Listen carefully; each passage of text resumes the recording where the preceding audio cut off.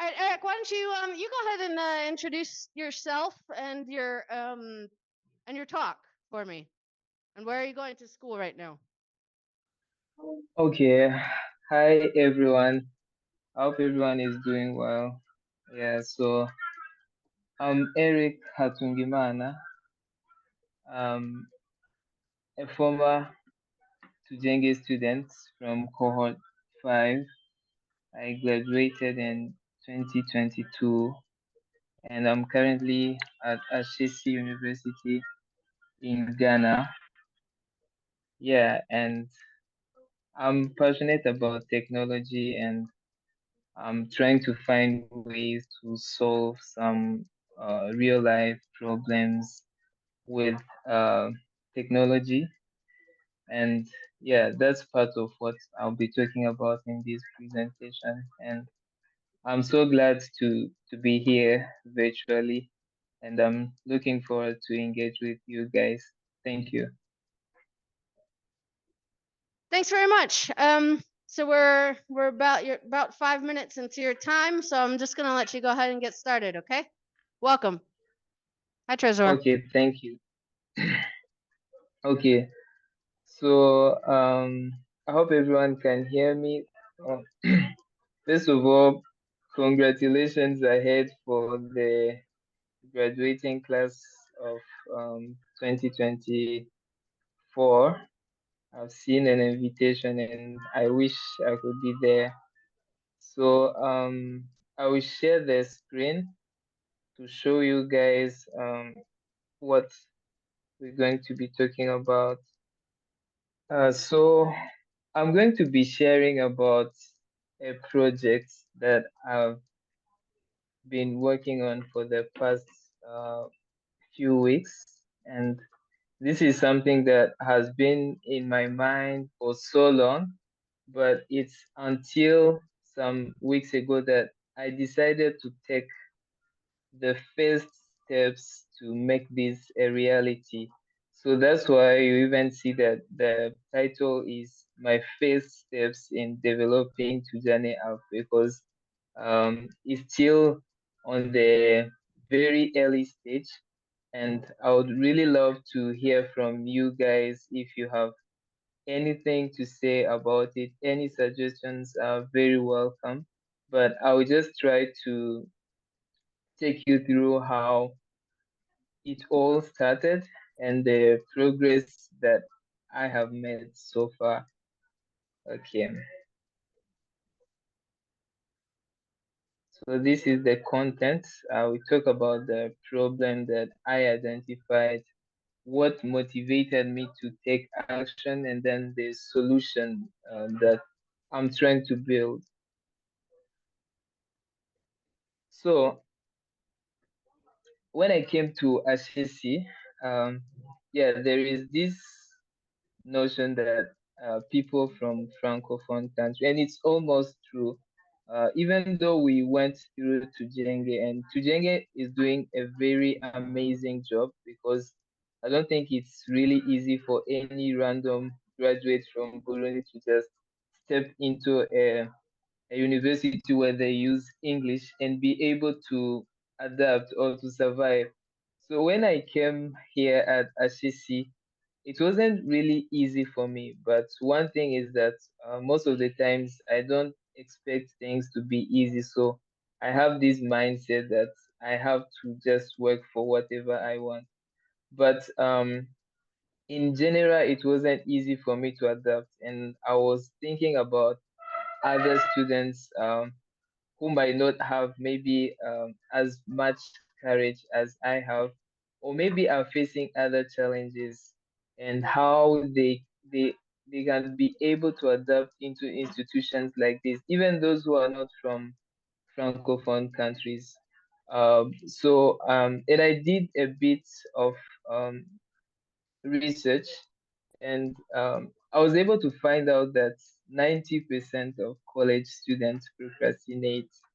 Yeah, and only 2 out of 10 students are able to use their time well. And apart from that, when we come at university, it shouldn't be that our whole life is revolving about around school.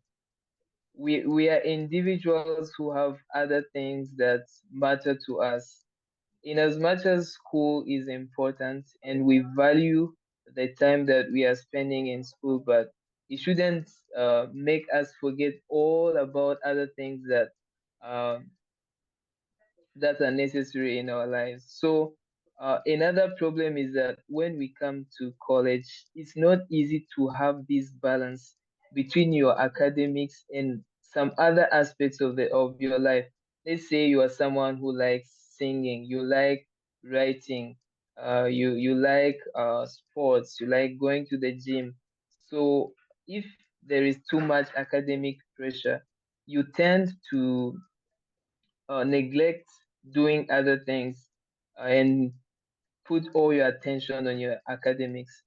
But one thing that I realized is that it's not because we have too much to do with school, but most of the times it's the way we manage our time and the way the approach and the mentality that we have towards school and those other things that we are supposed to do.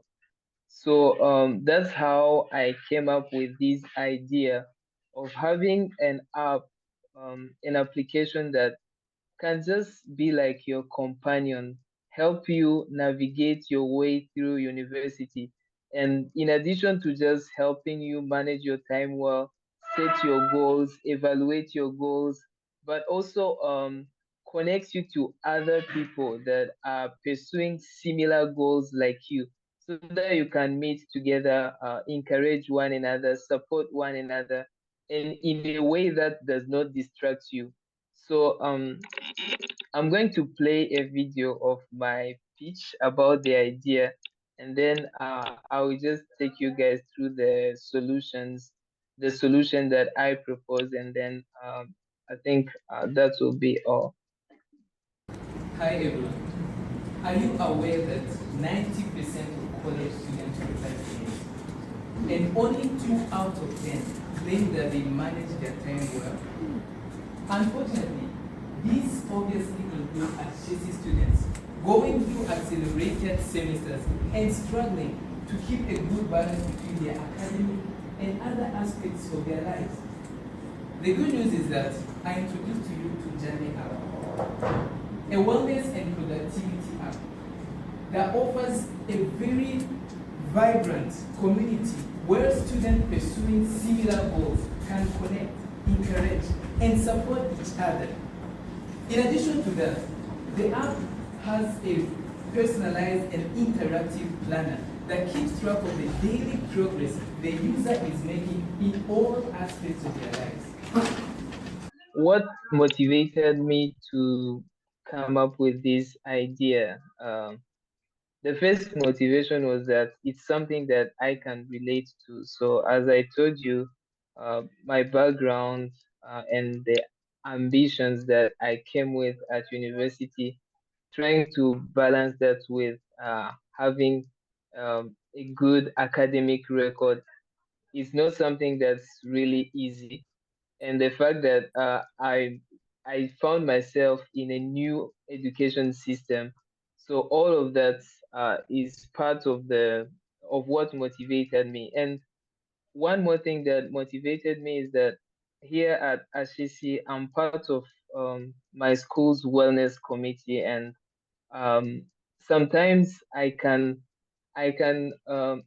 sympathize with students when they are going through issues like stress, anxiety.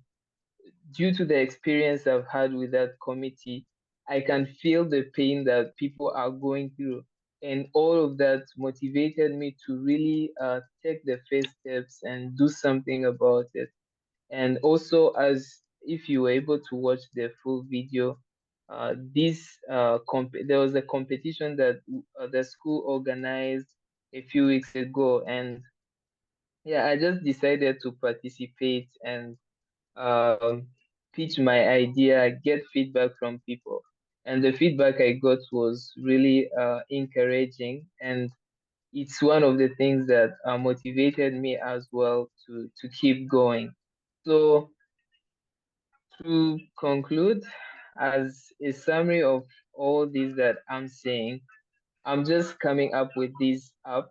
Maybe soon when it's launched, I will ask you guys to download it from Play Store or App Store. So this app is going to just connect you to people that you are pursuing similar goals, people you are doing same things, and then you'll be able to get in touch, encourage one another, support one another.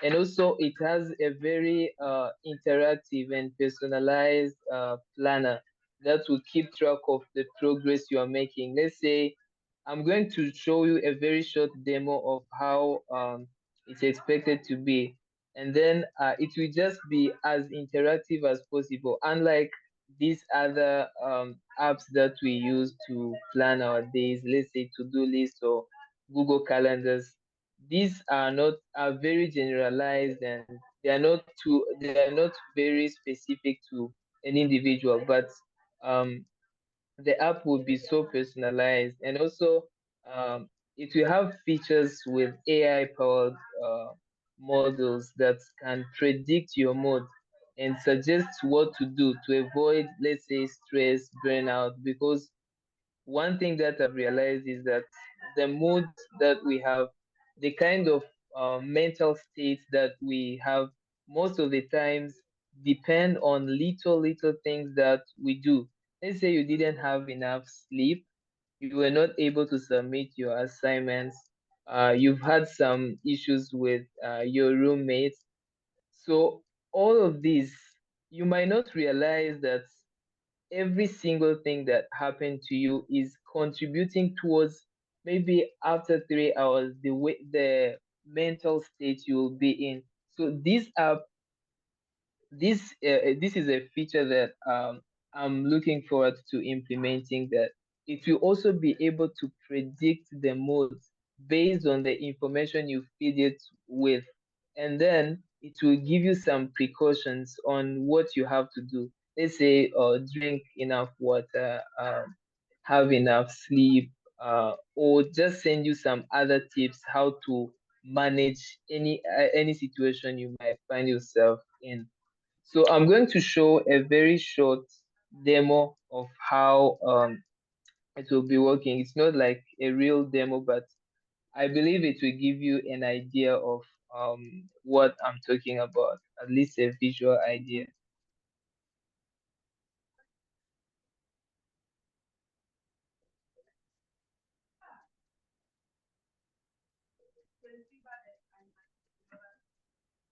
Okay, so that's it, and I believe the network was good enough for you guys to hear almost everything I said. And yeah, the floor is yours. If you have any questions, comments, or you'd like to suggest anything, I'd be glad to listen to you. Thank you. Hi, Eric. Is it Eric? Yes. Hi, Eric. It's Tessie from Yeah. Cohort 8. Hello. So I Okay. have a few questions, maybe 2 or 3. I would like to ask, you talked about only one. Okay. Okay. It's all right. So I would like to ask, you talked about an AI stuff, and which will be saying you keep it up, you've done 40% of your goals. And I would like to ask if the person who will be using the app wouldn't like develop a kind of dependence toward the application. It's kind of developing, not think himself, isn't it? Okay.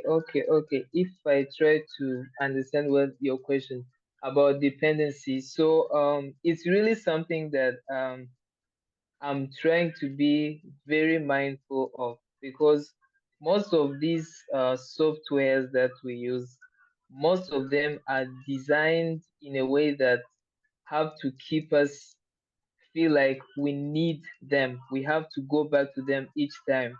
But I don't know if you guys use Duolingo.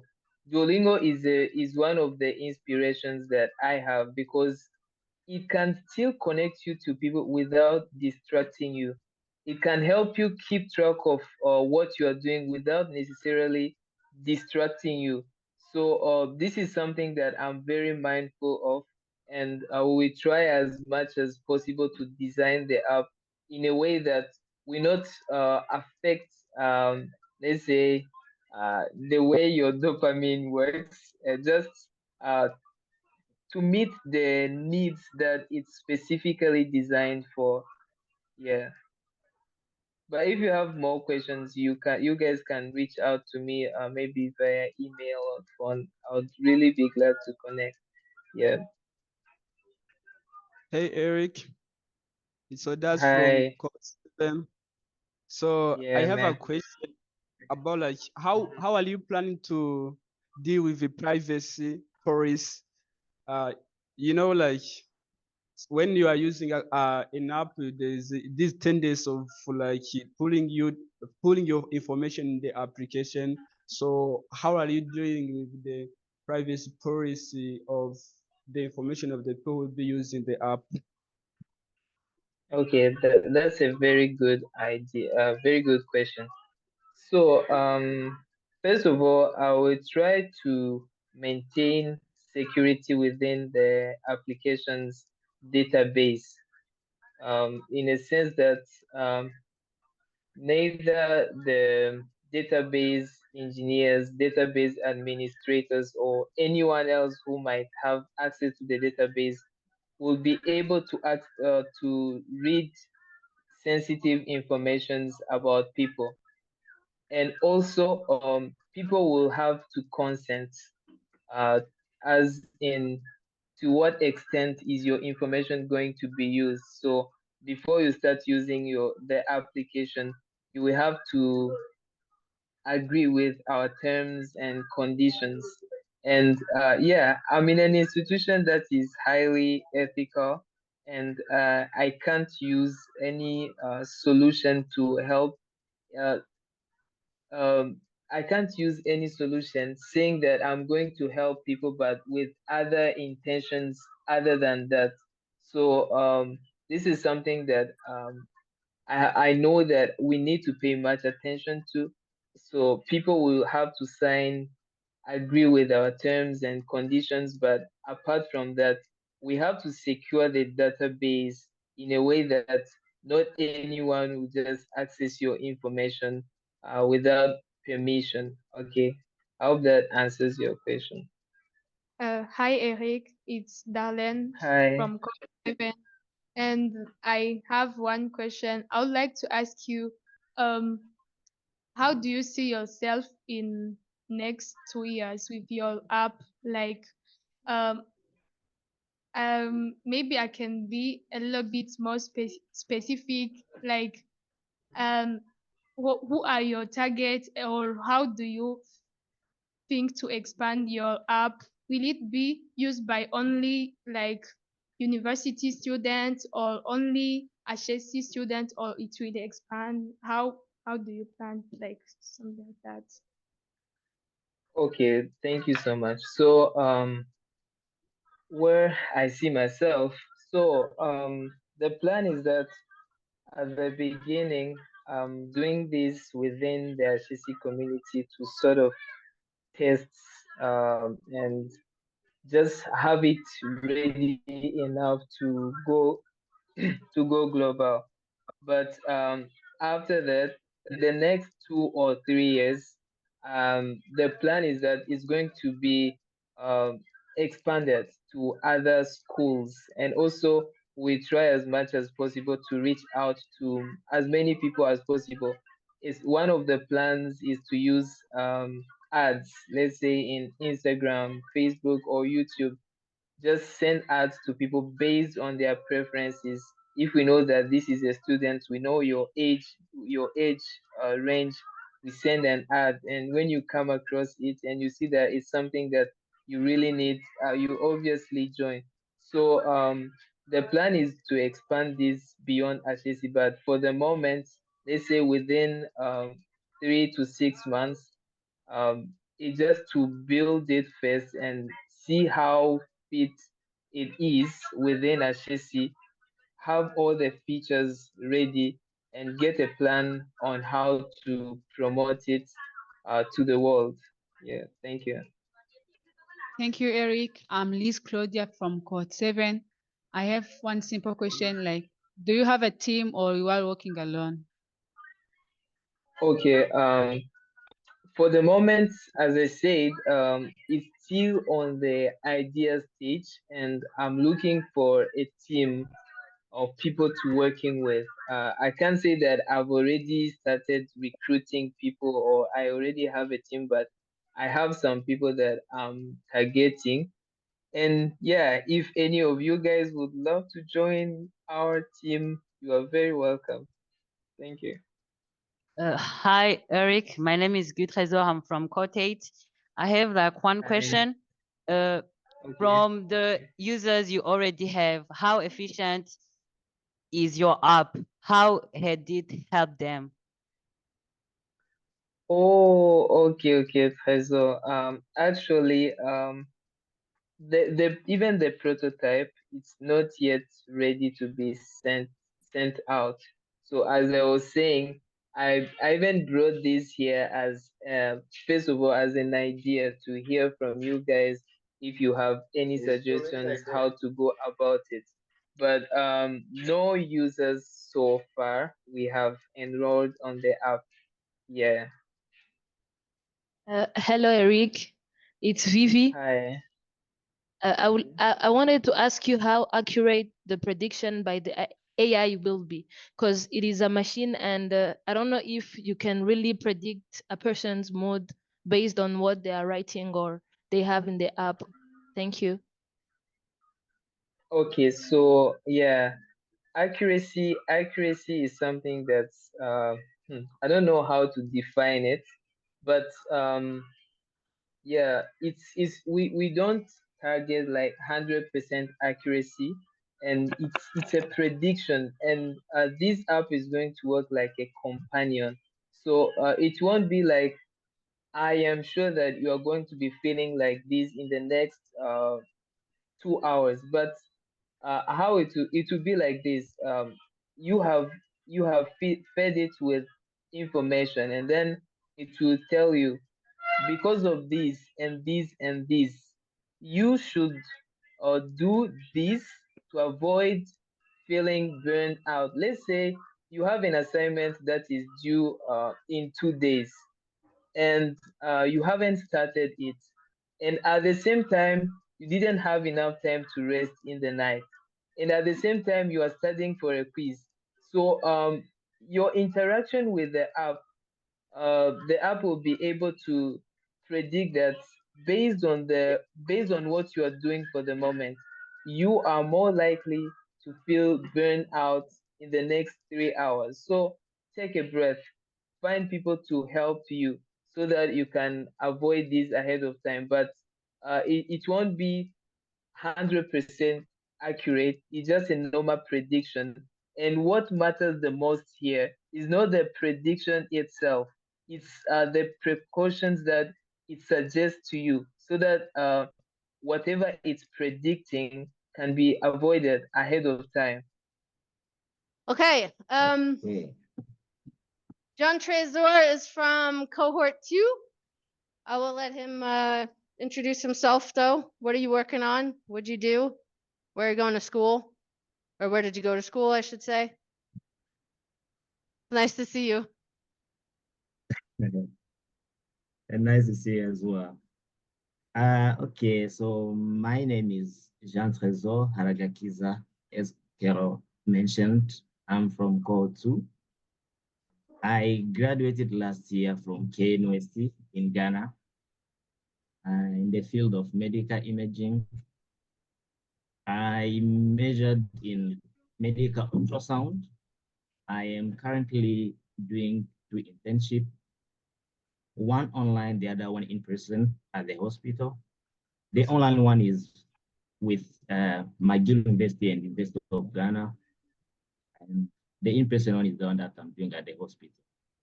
So I think to make things easier, it would be better if I share my screen, then I'll follow my presentation. So my main goal today is to inspire and excite some people who are interested in medical sciences and engineering mostly, because my field is kind of a bridge between health sciences and engineering.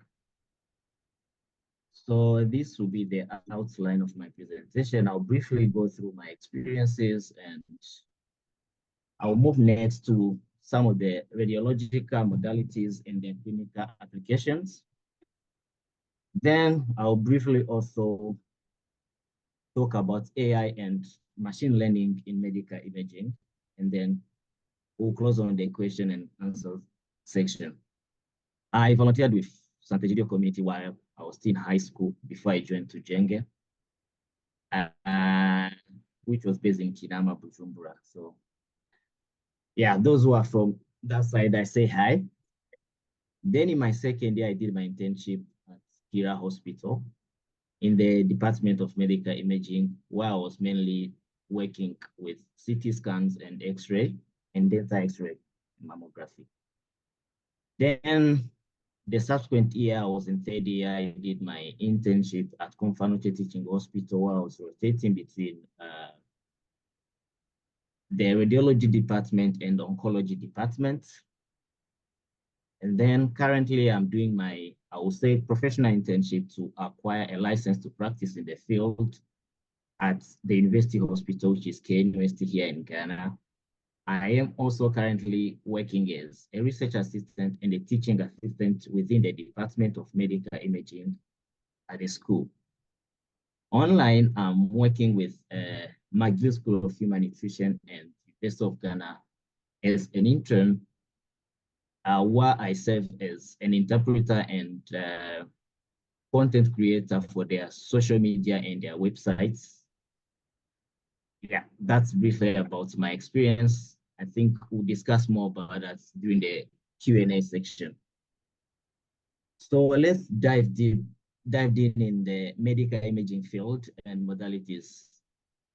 The medical imaging modality can be categorized in two major subcategories, where we have the non-ionizing modalities and ionizing modalities. This is mainly based on how and what methods, machines they use. So the non-ionizing modality, they use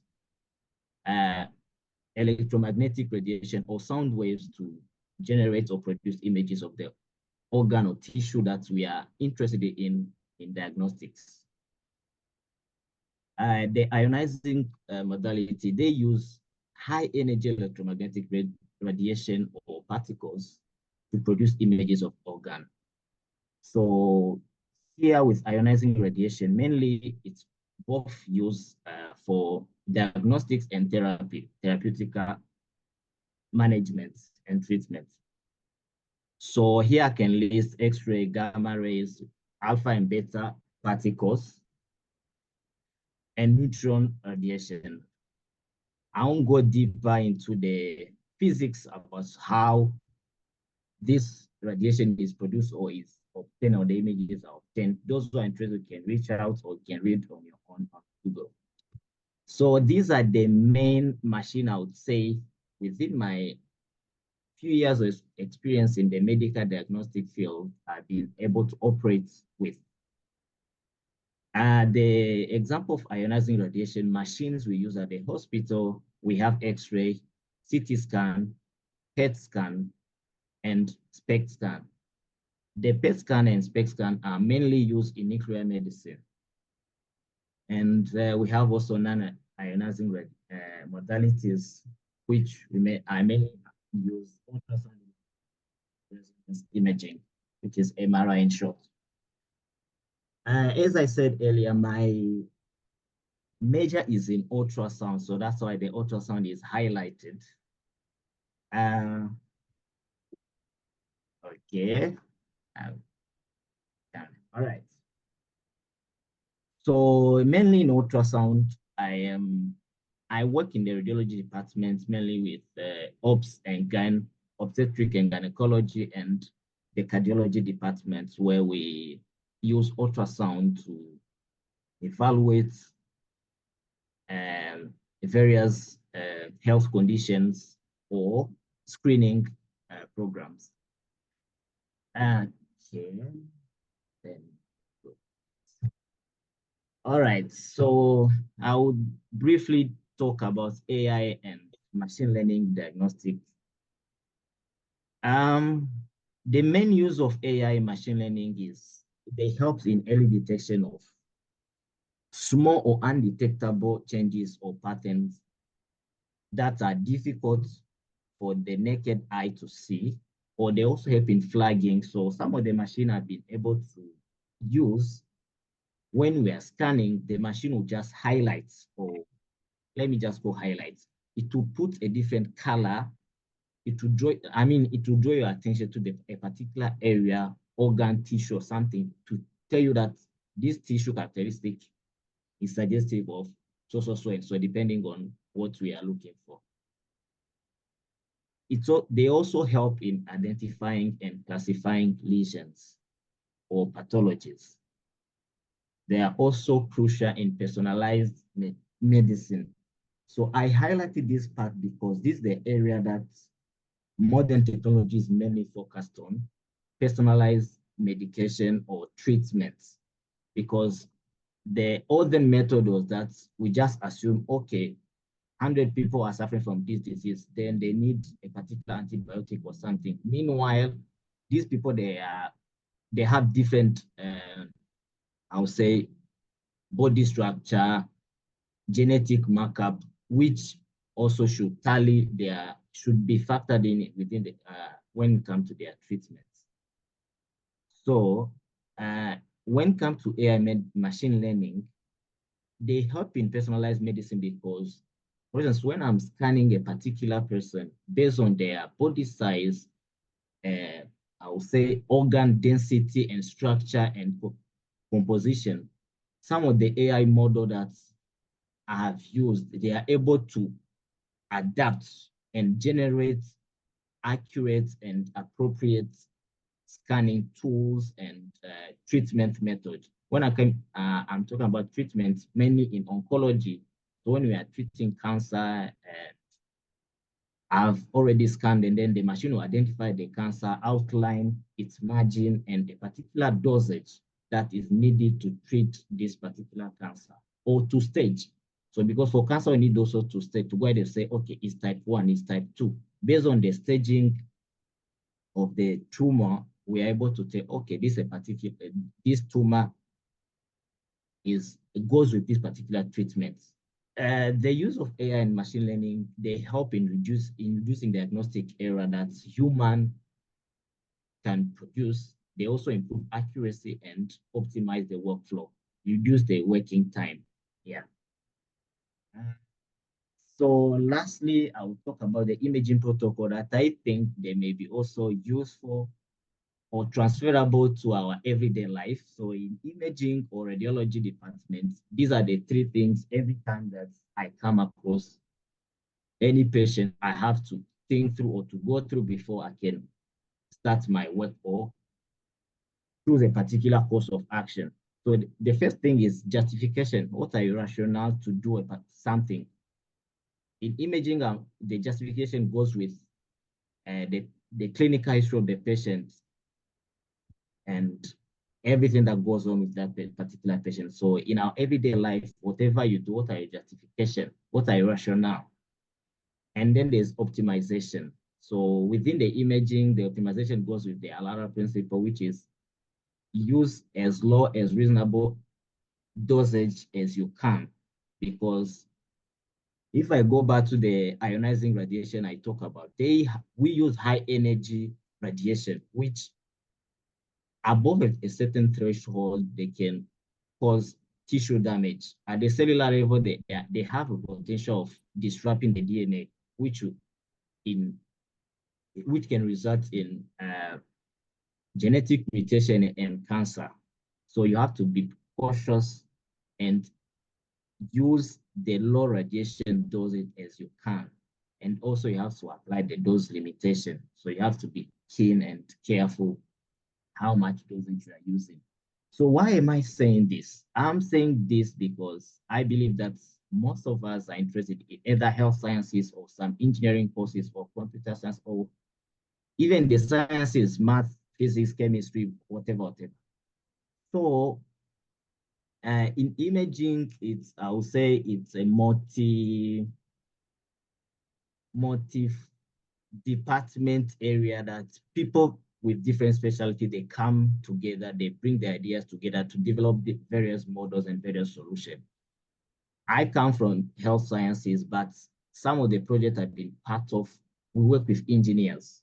Okay, they know how to build so and so. We know what we want them to build, so we can cooperate in that area. So for those who are interested in health sciences or engineering, this is a particular area of interest.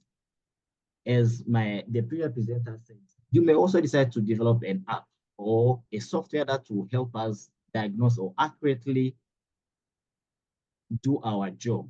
So this is why I said that I also aim to inspire some of you to be interested in some of this area and see how we can make healthcare more accessible and accurate and efficient in this part of the world. So this is pretty much about my presentation, but I believe we'll discuss more in the Q&A section. Thank you very much for your attention. So I think I'll close the presentation for now. Good morning, Jean-Trésor. My name is Guy Trésor Ramos. I'm from Cohort 8. And in your presentation, you talked about artificial intelligence and machine learning being used like in medical imaging. So I would like to ask you, how reliable could this like artificial intelligence could be when we are applying it on medical imaging? Thank you. All right, thank you very much, Trésor.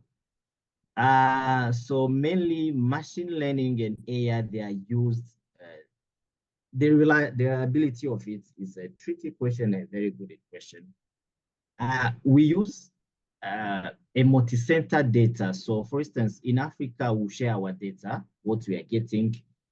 Various continents, they will share their data within the developing agency that they're developing a particular AI model or machine learning. So the AI will learn based on the previous images you have gotten. So if, for instance, I've diagnosed a particular, let me use an example, a liver cancer, for instance. And based on research that had been done, we know that this cancer presents with this particular image characteristic, because I don't know if you have seen a medical imaging image. It's in black and white, most of them. So it's in grayscale. So even pathologies, we diagnose them based on the grayscale of the disease. So, and this one is obtained based on the energy, or so for example, for ionizing radiation, example of CT scan, we obtain the image based on the transmission. So a particular tumor will absorb a certain dose of energy and allow another dose of energy to go through. So the machine learning or the AI model will record this. And the next time it meets a similar pathology, it will link it up and then to know, okay, this is it. Hi, Trésor. I'm Clary from Cohort 8. My question is, as you said that the ultrasound was your major, and you explained how how you would use ultrasound in health medication.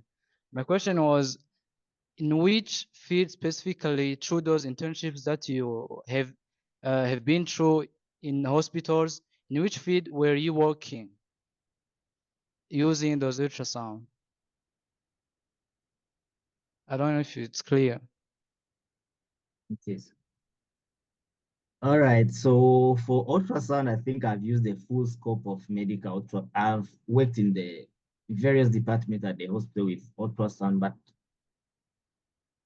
sorry if I ever said that I've ever used for medication. So if it was for therapeutic use, I've used ultrasound for what we call calculi ablation. So when people have, I'll say gallbladder stones, sometimes we use ultrasound, high energy ultrasound to break them down so that they can, sometimes when they block your gallbladder, you can have inflammation of the gallbladder. I don't want to go into the pathophysiology of each diseases, but that's how we use ultrasound for therapeutic purposes. But we mainly use it for screening, for instance, for breast cancer for women and cardiovascular diseases, early detection, because it has been observed that some disease that we develop or that manifest later in life, they can be detected as early as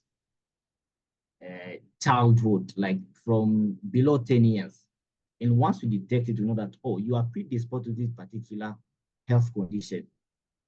You can undergo a particular treatment that will prevent you to develop to the later stage. And I've also worked in obstetric, but I don't think that is area of your interest. But yeah, so those are the few areas that I've been able to work in within ultrasound. Hello, Trésor. My name is Don Kelly Nkurunziza, and I'm from Cohort 7. My question is very simple. Here in Burundi, we don't have many people who have studied ultrasound, as long as I know. Then my question is, what pushed you to go into ultrasound?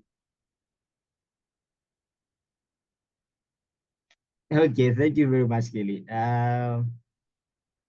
So one reason is a silly one. The other one is I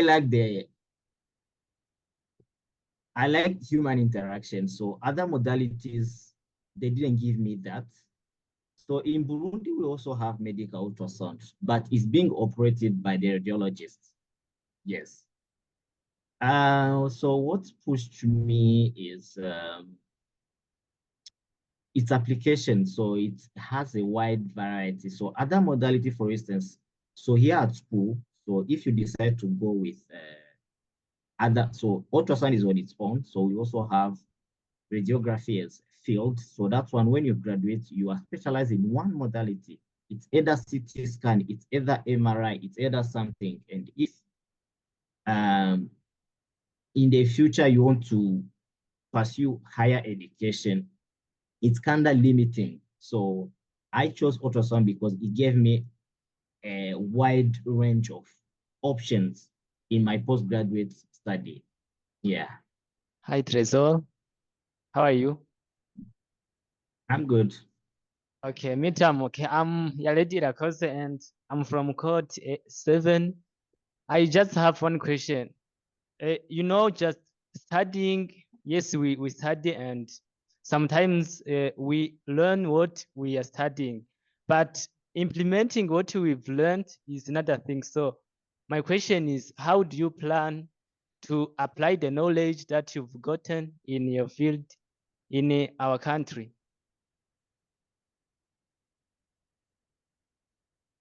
Thank you very much. Yeah, that's one is an interesting question. And okay, so I'm already applying the knowledge I've acquired, although it's at a smaller scale than what I would love to.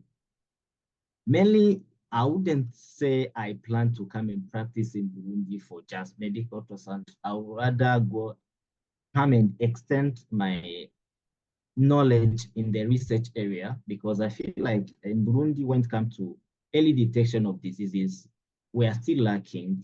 And my few months I've spent at Kira Hospital, for instance, I realized that many diseases that here in Ghana, we detect early and then people undergo easy and non-complicated treatments. Here in Burundi, we diagnose that disease when it's at the later stage, and that's complicated treatment and also result in high mortality rates for diseases that are easily treatable. So my aspiration is that I will use the knowledge I acquire in ultrasound, or you apply ultrasound in research and screening. So mainly the research will be screening, detect the diseases, what are the, I'll say, the prevalence of particular disease, what are the cause. So I don't know if Kero have shared my bio, but I'm also interested in public health because from my experience from working in the hospital, I realized that yes, we treat diseases at the hospital, but we are not really solving the problem. Because before someone gets sick, there are a whole lot of factor that comes in to make that person sick or fall sick. Some may be social, some may be economical, and some may be medical. You contract a particular disease-causing agent, a bacteria or something, then you fall sick. But some are just based on our lifestyle. Maybe I can't afford good food, that's why I'm always sick. Or maybe there's no access to so and so. So I would like to extend my knowledge in various areas because I noticed that in Burundi there are a lot of contributing factors that affect our health. So those are my area of interest. Yeah. Hi, Trésor. I'm Shalom from Code 7. And I would like just to ask, you talked about the CT scan, and I didn't just understand very well. So I wanted just some explanation. And I wanted to know how it's different with how is it called? Magnetic resonance imaging. MRI. Yeah. Thank you. All right. So CT scan in full is computed tomography. So it uses radiation to produce images. So how it works, I'll just briefly talk about the physics behind it. The machine produces X-ray radiation that goes through the patient's body. So the various organ tissue in your body, they will absorb a certain dose of that radiation energy, and another amount of a portion of that energy also pass through you. So for instance, if the way I'm facing you, so the radiation will come from me through you, then to the back of you. So from me, I'll be the source. At the back, there'll be a receptor that will also record the energy absorbed. So the machine will know that I send maybe 10 energy, then 9 was received. So it means 1 was absorbed. Then it will produce the images. So that's how it works. For MRI, it's used a combination of electromagnetic waves and then sound waves. So normally, you know that our body is highly made of carbon, hydrogen, and oxygen. So the MRI rely on the hydrogen properties to produce images. So when we put you in the MRI machine, the magnets within the machine will make all your hydrogen molecules to align in a particular way. Since the hydrogen has 1 electron that rotates around its nucleus, so this electron will make the hydrogen atom act as a small magnet. So once put in a magnetic field, it will align with the magnetic field. So once that is happening within a few seconds that you're within the machine, this doesn't cause any harm, by the way. The MRI will produce high frequency sound or vibration sound. You can't hear it, high frequency. That will destabilize the alignment of the hydrogen atom. Then it will also switch off that sound wave. So when it switches off, the hydrogen atom are supposed to come back to their original state. But in a pathological lesion, they don't come back. They are just in different orientation. So the machine will also pick this signal, because when they are moving from one state to the other, the atoms, when they are moving from one state to the other, they release small amounts of energy that the machine will pick and then produce images from it. So those are the main differences. One uses radiation, the other one uses magnetic field and radio waves, sound waves to produce images. Yeah. hello, Trésor. I'm Eric from Cohort Yeah. 7. And just in your presentation, talked about non-ionizing and ionizing imaging, if I followed well. And just, I saw that there's a kind of, there's a difference according to the effect that they may have, like a health, like, or health of the patient. And just, I would like to know, and also you're talking about like protocols, justification, and just, I would like to know when to decide I'm gonna use non-ionizing or ionizing, maybe depend, as they may have like different effects. So when do you got to decide we can use these? Yes, thank you very much. So this is predetermined based on the condition the patient presented with. So, for instance, for people within the reproductive age, like ourselves and women, it's not recommended to go directly with ionizing radiation modalities because our glands, I don't know if you all remember our biology. So our glands, the tissue of our glands, and women mostly, for women and men, I would say the testes, ovaries, the thyroid, the breast, and everything, they are highly sensitive to ionizing radiation, highly sensitive. So once you expose that particular organ, the energy that it absorbs may end up disrupting the DNA or molecular structure of that particular body organ. And this may result in either burning. It depends on the amount of radiation though. So it can end up causing DNA damages, but it depends on the dose. So there's always a threshold that we know that, okay, each tissue organ can withstand this particular dosage. For non-ionizing radiation, so I mentioned ultrasound and MRI. These ones, they don't cause any harm.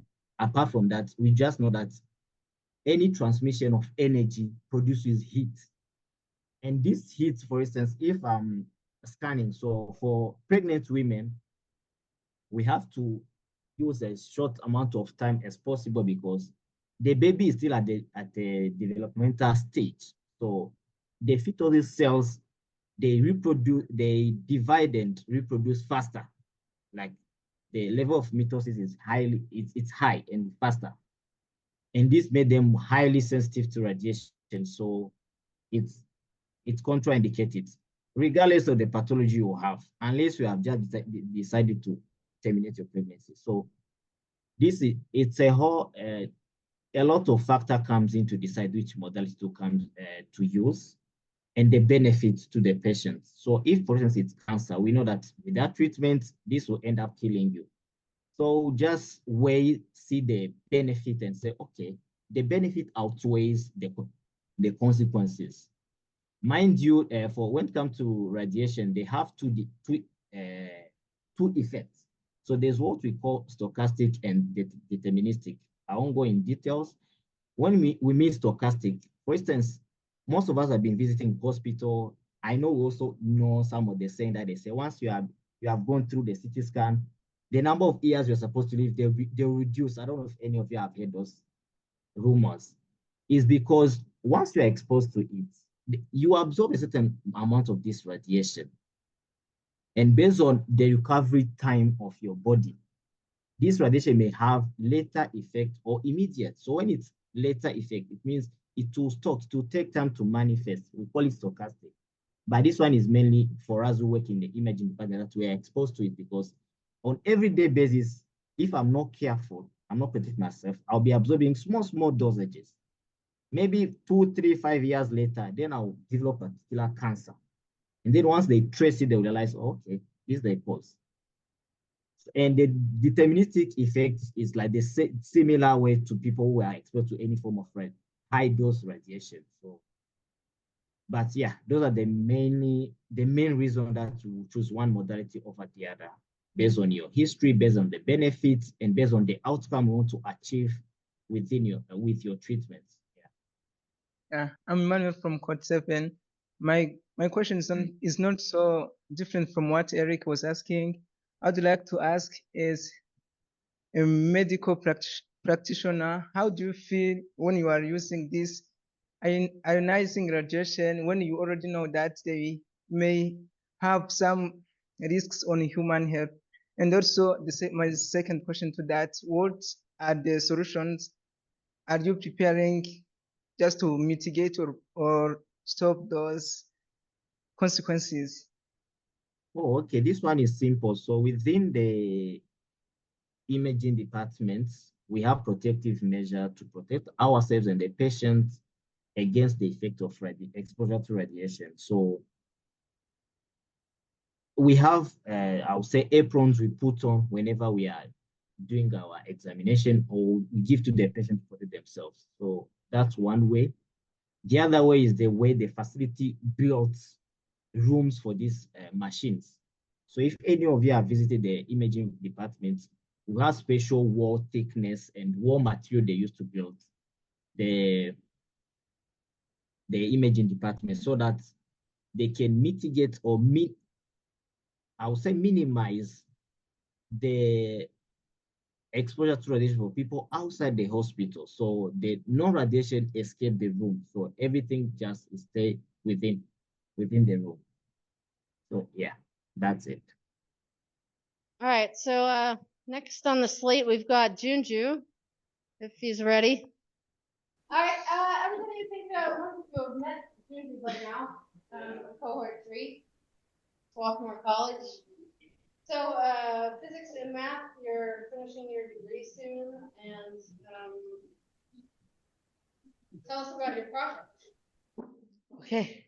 Hi everyone. So I think I've kind of like briefly talked about it when I came here at some point. Like, so I'm here in Burundi for a couple of weeks to kind of kickstart a project that is a continuation of something that we did 2 years ago. I mean, it's kind of been on and off for a while. So in 2019, May 2019, Melka, Brenda, Lord Charité, and I co-founded Abarundikazi period movement, which is kind of like a nonprofit that fights period poverty and stigma through education, service, and social advocacy.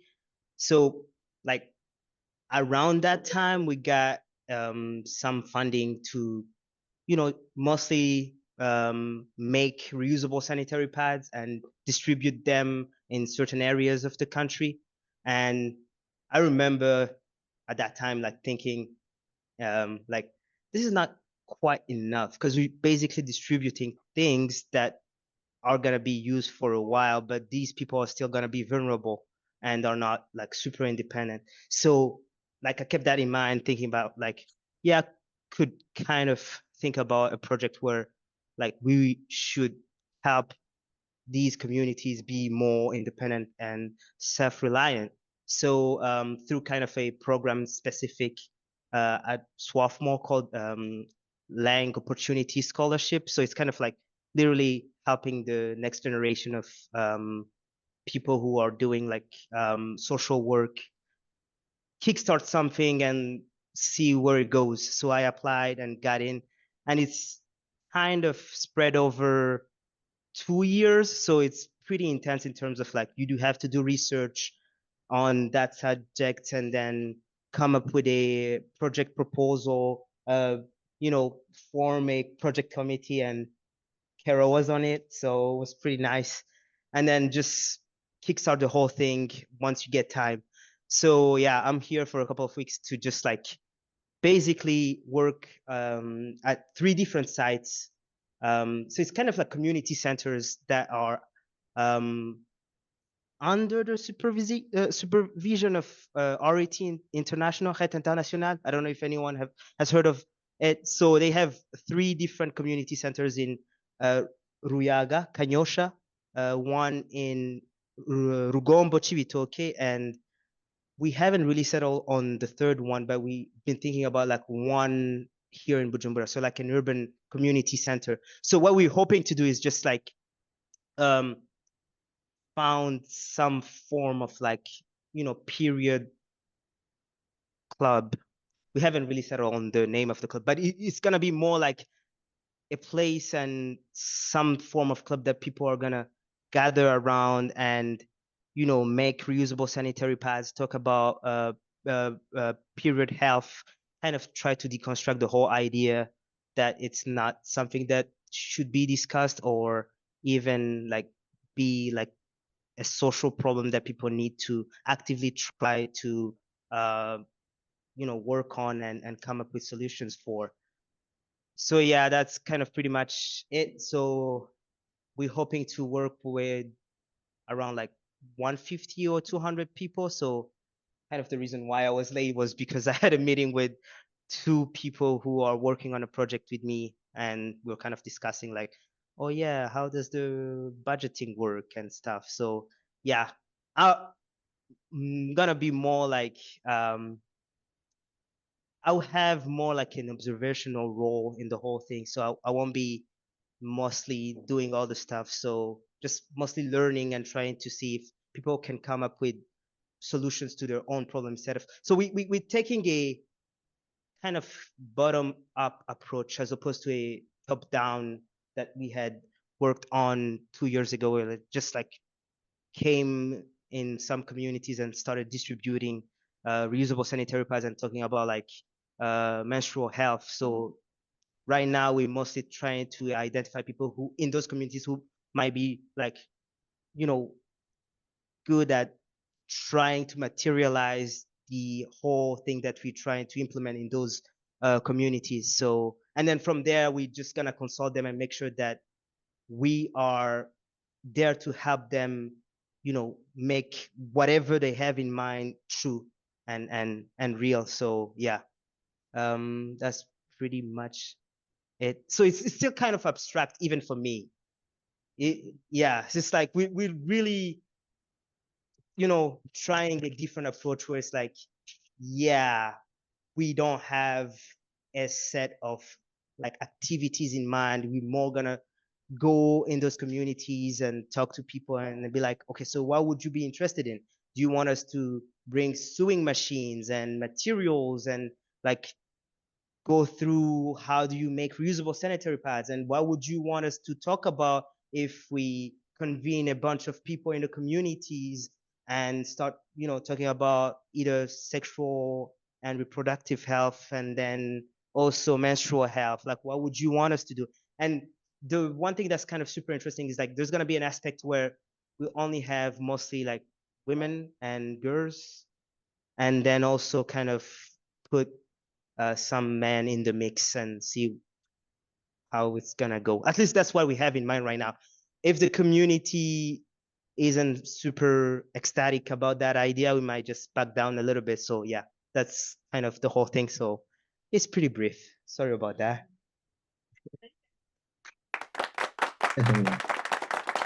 All right, welcome to Christa. Cohort 2, Wesleyan, English, math, Jewish studies, Hebrew. Yeah, welcome. You can go ahead and introduce yourself if you want. Yeah, thank you. My name is Christa Ishimwe, and I'm from Cohort 2. And I just graduated from Wesleyan with a master's in mathematics. And I did my undergrad at Wesleyan as well. And I wanted to share my college experience because when I was at Tujenge, one of my favorite time was when somebody came and told us about their college experience. So I started in 2019. So I decided that I'm going to share one thing for like one highlight for each year. So for my first year, the highlight was to make a new home, to find a new home, to make friends. And that was really important because those friends are the ones who kind of shaped my whole college experience. And I'm so grateful for that. And one thing that I would say about making friends is like, it doesn't happen naturally as it happens here because at least for me, like I realized that people at my college, most of them were different from me in terms of first of the language. When I got there, I was the only Burundian. At least there were some Rwandans, but like the language barrier was kind of real. And even though my English had significantly improved as a result of being part of Tujenge. I was still struggling with English, and people would like be asking me to repeat myself, and that was really discouraging.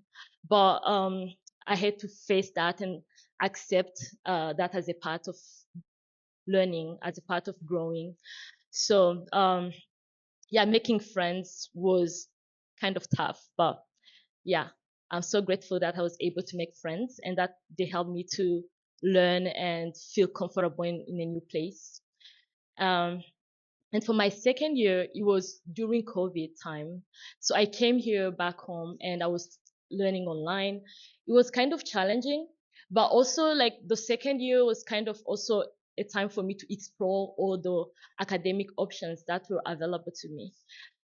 When I went to Wesleyan, I knew that I wanted to major in mathematics, and I found that they had only 8 requirements for me to fulfill the math major. So I was like, I can do many other things. And I was like, okay, let me start with writing and reading, because even though I was a science student in high school, I also like to express myself. I like to talk about what I think. I like to convince people. And I was like, okay, so I have to kind of improve my writing skills so that I can be able to communicate my ideas and also be able to kind of understand and appreciate other people's ideas. At Wesleyan, they have this specific program, which is really nice. It's College of Letters. And one of the good things about it is all the courses that count toward the fulfillment of the major are credit and credit. So you don't have to worry about the grade. You just focus on learning. So they write an evaluation for you that reflects in details your performance in each class. So that was really nice for me, because even though I wanted to learn, even though I wanted to improve my reading and writing skills, I was afraid that that would affect my grades. So College of Letters was really, really a perfect choice for me. And that was the second year. And I also decided to take a new language. So I took Hebrew, and the instructor, like the professor teaching Hebrew, was really a nice human being. I was like, okay, I want to take more classes with her. And I ended up taking a lot of Hebrew classes. And she was like, okay, Christa, you only need 2 more classes to have a minor in Jewish studies. I was like, okay, I'm gonna do this. And so I ended up having a minor in Jewish studies. So one of the beautiful thing about the Jewish studies program at Wesleyan is that they have artists and writers, film directors from Israel come to talk to us, and we see famous people and we ask them questions, and it made us feel cool. So yeah, it was really a nice program. I'm glad I decided to do it. Okay, so from my third year, it was mostly about me trying to catch up, because I was here for my sophomore year. So when I went back, I tried to do research, tried to connect with faculty, because I knew I wanted to further my math education and I needed to do research, and I had no idea of like what research in math looks like. So my third year was to get in touch with faculty that I wanted to work with. And I had a tutorial with the faculty who ended up becoming my master's advisor. And I also got an opportunity to be part of a peer tutoring program, a math peer tutoring program. Its name is Math Jam, and I'm really grateful that I was able to be part of it, because I like to tutor, I like to teach. Teaching is my dream job. So yeah, and for my fourth year, the highlight was writing a thesis. So I chose to write a thesis for my College of Letters major. And my motivating question was to spend enough time thinking about how do we get to a peaceful resolution of the ethnic conflict in Burundi, or what can be my contribution? Because I like to think about that question, but I always saw it as a big question, and I wanted to kind of like spend 2 semesters, because if you're writing a thesis, you have 2 semesters to work on it. So I was like, okay, I have 2 semesters to figure out my role, the role that I can play in doing that. And so I came back here and I had the plan of doing research. I had people I wanted to talk to, and I had some questions that I wanted to discuss with them. And unfortunately, or fortunately, I don't know, people weren't as open as I hoped. So it wasn't really helpful. So, and I didn't have enough time to figure out a new research plan. And so I decided to do a memoir instead. And I explored the ethnic conflict. I saw the ethnic conflict from a personal perspective, and I ended up with a thesis I entitled Ibanga. I chose Ibanga because Ibanga means responsibility, and it also means secret. Yeah, so it's really, I'm glad I went through the process of writing a thesis. It really helped me to grow as a thinker. And I encourage all of you, like, if you have an opportunity to write a thesis, go for it. It's a challenging task, but you will never regret like having written a thesis. Yeah. And for my 5th year, the highlight was to do research in math. And yeah, I was like, before I started doing research, I was like, okay, because I didn't know, like, what is research. And what I've learned, like, research in math is mostly like, at least on a master's level, because on a master's level, you are not expected to contribute you don't like bring an original contribution to the field because you don't have enough time. You only have to learn an advanced topic. You have to read about it, understand things, try to like make a coherent account. It doesn't have to be like something big. For instance, my thesis is like 45 pages, so it's something small, and it's not an original topic, but I really learned a lot. I really learned a lot about like what I was researching on. So my topic is understanding Lie groups G2 and F4 through the octonions. I know some of you may have heard of groups. Groups are interesting structures that mathematicians like to investigate, and G2 and F4 are specific ones, and octonions are numbers. So it's always nice when mathematicians can use arithmetic to understand algebra, and then use algebra to understand geometry. They always like to see those connections.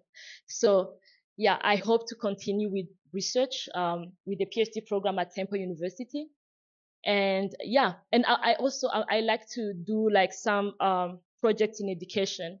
I like to tutor people who are like preparing for national exam, and I'm also thinking about like a more efficient way of doing that, because most of the time when I work with people who are finishing their high school studies, it's kind of like too late to do some things, especially because of language barriers. Some people are really not comfortable with French, and most of the time it's hard to work with them with sciences. Yeah. So yeah, that's all. Thank you.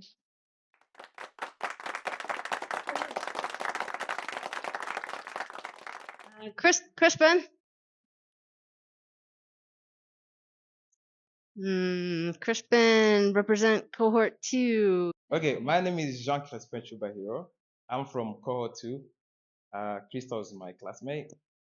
And yeah, I'm here to give you a kind of overview on the mixture, or maybe where a major meets real life and meets career. I'm all the way from the American University of Beirut. I just graduated 2 weeks ago, and I have a Bachelor of Engineering in Industrial Engineering, class of 2024, and I was Tujenge Scholar Program Cohort 2, class of 2019. That's to go deep. And actually, my plan when I was in Tujenge wasn't to study industrial engineering, because I didn't even know it. My plan was to study agribusiness. But then when I went there in my freshman year, I realized, okay, I think I'm more interested in engineering. Also for some other factors that I don't mention. And for the content, I'm going to focus on industrial engineering majors, careers and opportunities. Second, entrepreneurship project that I've been working on. And third, my career that I'm working on, which is consulting. So what is industrial engineering? So industrial engineering mainly focus on designing, improving, and optimizing complex systems and organizations. For instance, you can call me here in Tujenge, be like, how can we fix this space? How can we put chairs in an efficient way just to avoid waste? As you can see here, you try to reduce costs of material and everything, and at the same time, try to reduce waste and maximize like profit, reduce costs, like everything like that goes with that way. And also the main purpose is to increase efficiency, productivity, and also quality. And you find industrial engineers, I would say everywhere, in manufacturing, in healthcare, logistics, businesses, and services. Moving on, what are some of the careers can you do when you're going to industrial engineering? Of course, the first one, I would say consulting.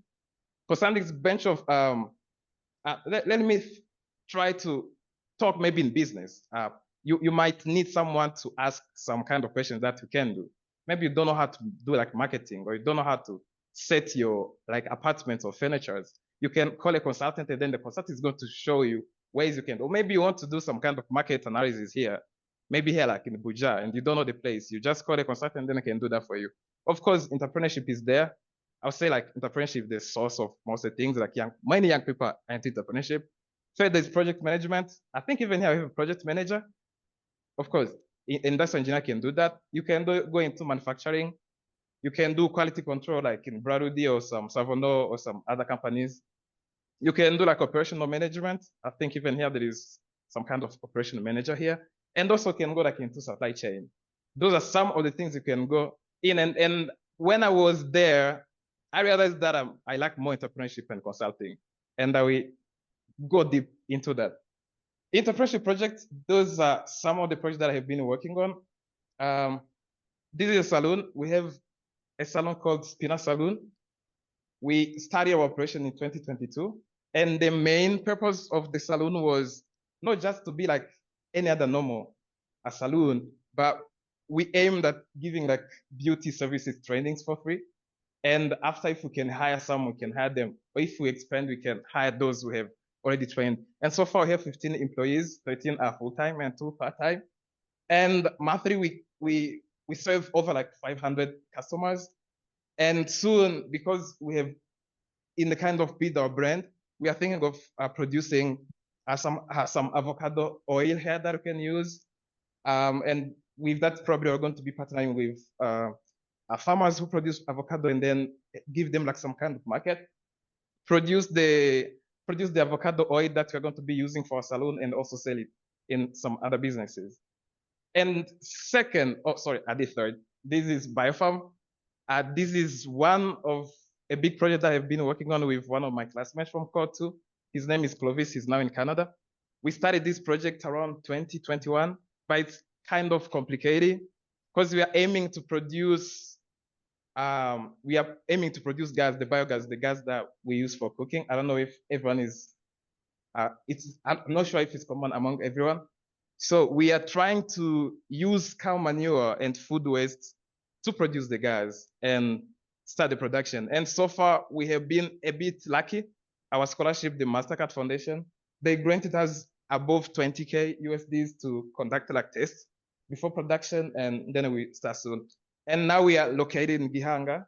Okay, first, here we are located in Gasenyi, Georgia, for Spina Salon. And here, for this biogas farm, we have already bought some land in Gihanga. That's where we're going to be based, because we have like raw materials there. We have a lot of cows and everything, so we're going to be based here. But for the time being, we are just conducting like the tests. And last but not least, this is my, I would say, like career that I'm working on now. I told that I'm interested into consulting. I'm working at a consulting firm that's called Crespin. It's based in San Francisco and Mexico City. But I'm working remotely from here, Abuja, and I'm working as a consultant. I started before I graduated, and I'm still working on it. And what does the company do? we offer strategy consulting advisory services for financial technology, for payments online, and any kind of company that is interested into our services.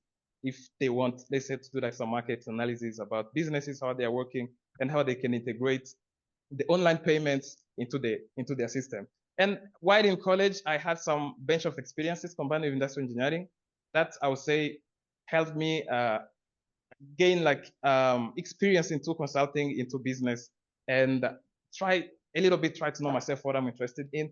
I worked as a consultant at 180-degree consulting. It's a kind of student-led organization that gives pro bono services, free services to NGOs that are around, and we help them with some of the services that they've been needing. And I have also worked as a business intern last year in New York City as a consultant, as a business intern.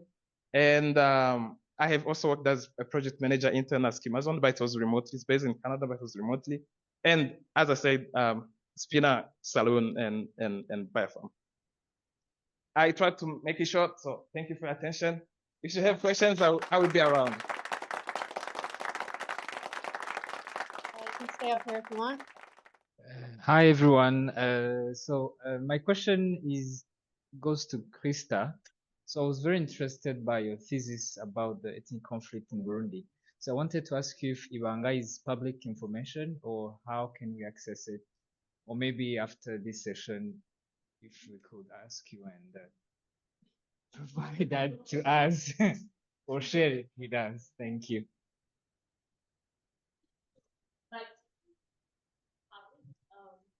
You guys hold on to that one. In the beginning, I was kind of like hesitant to making it public, but for now it's public. You can find it at the Wesleyan University website where we upload our thesis. But like the easiest way is like for me to kind of email it to you. So if you give me your email address, I will send it to you. Yeah.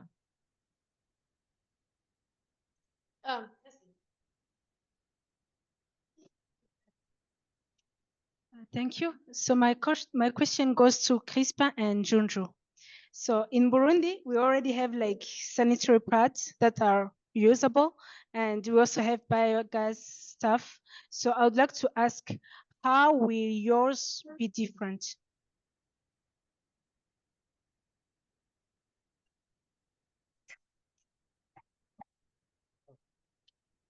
Okay. Sorry. Okay.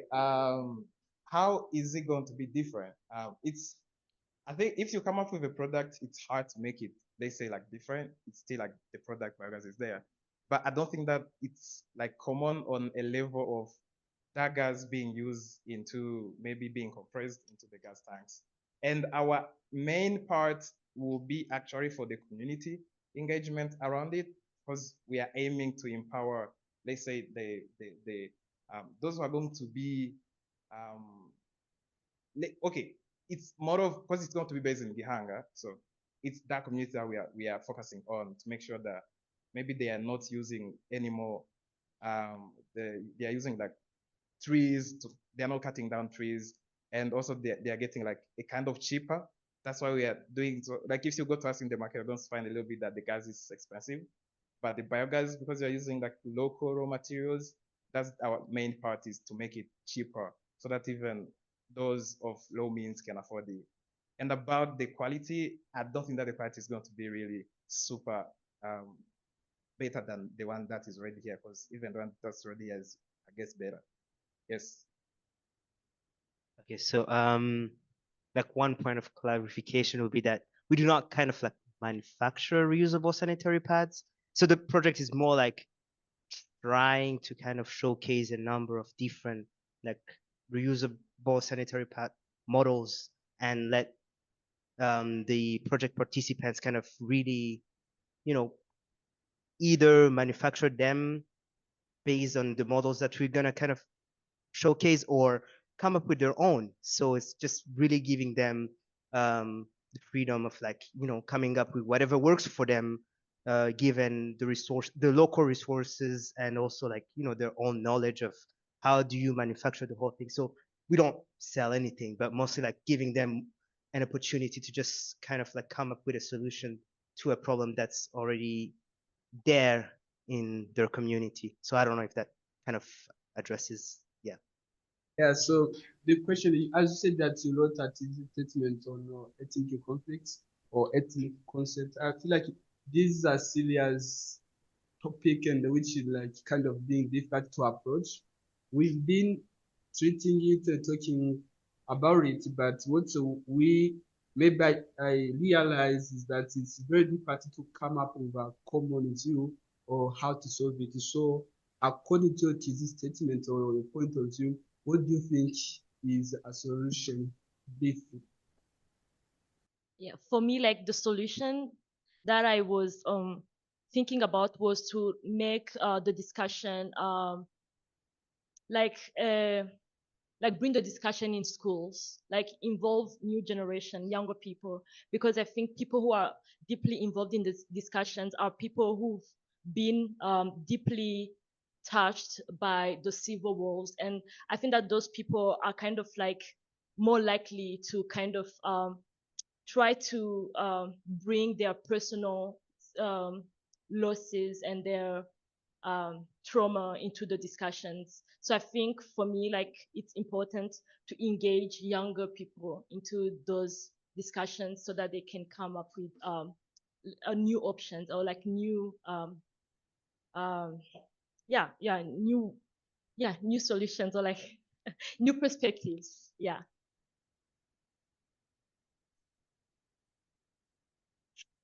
My question is for Crespin.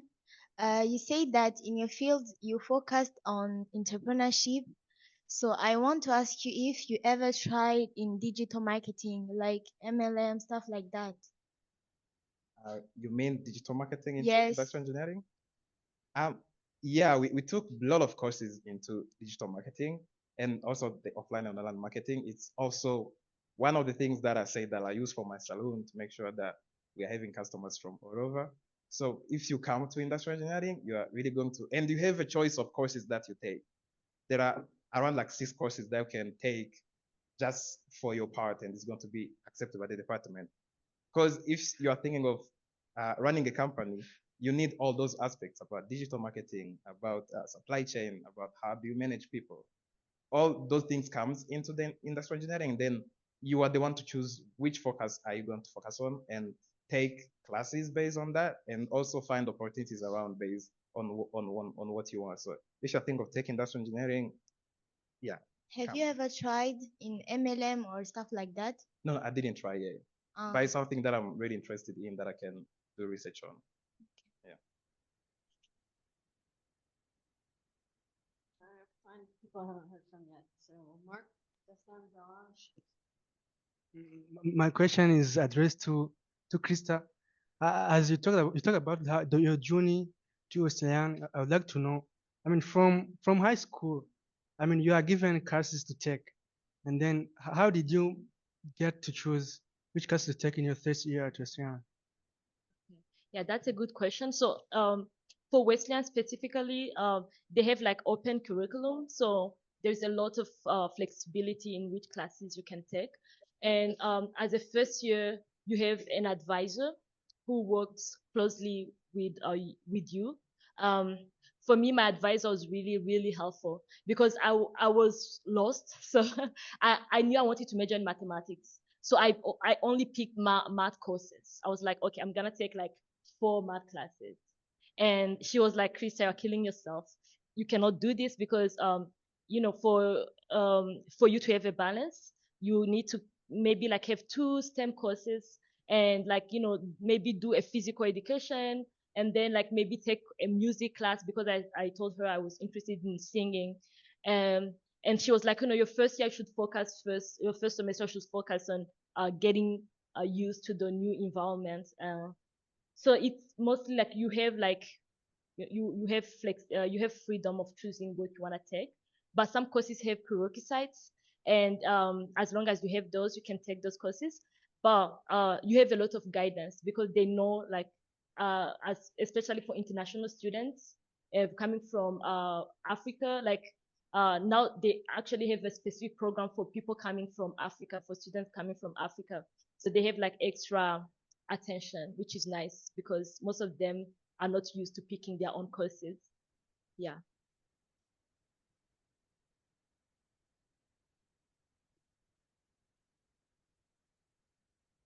My name is Destin, and I'm addressing myself to Christa.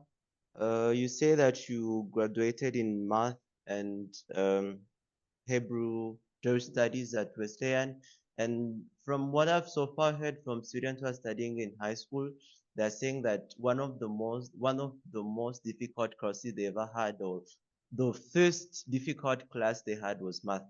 And then I was asking, I was like, for the first time I heard that there's a Tujenge lady who is studying math at Wesleyan. I was like, wow, this is very interesting. A woman taking a course which is thought to be the most difficult among all yours.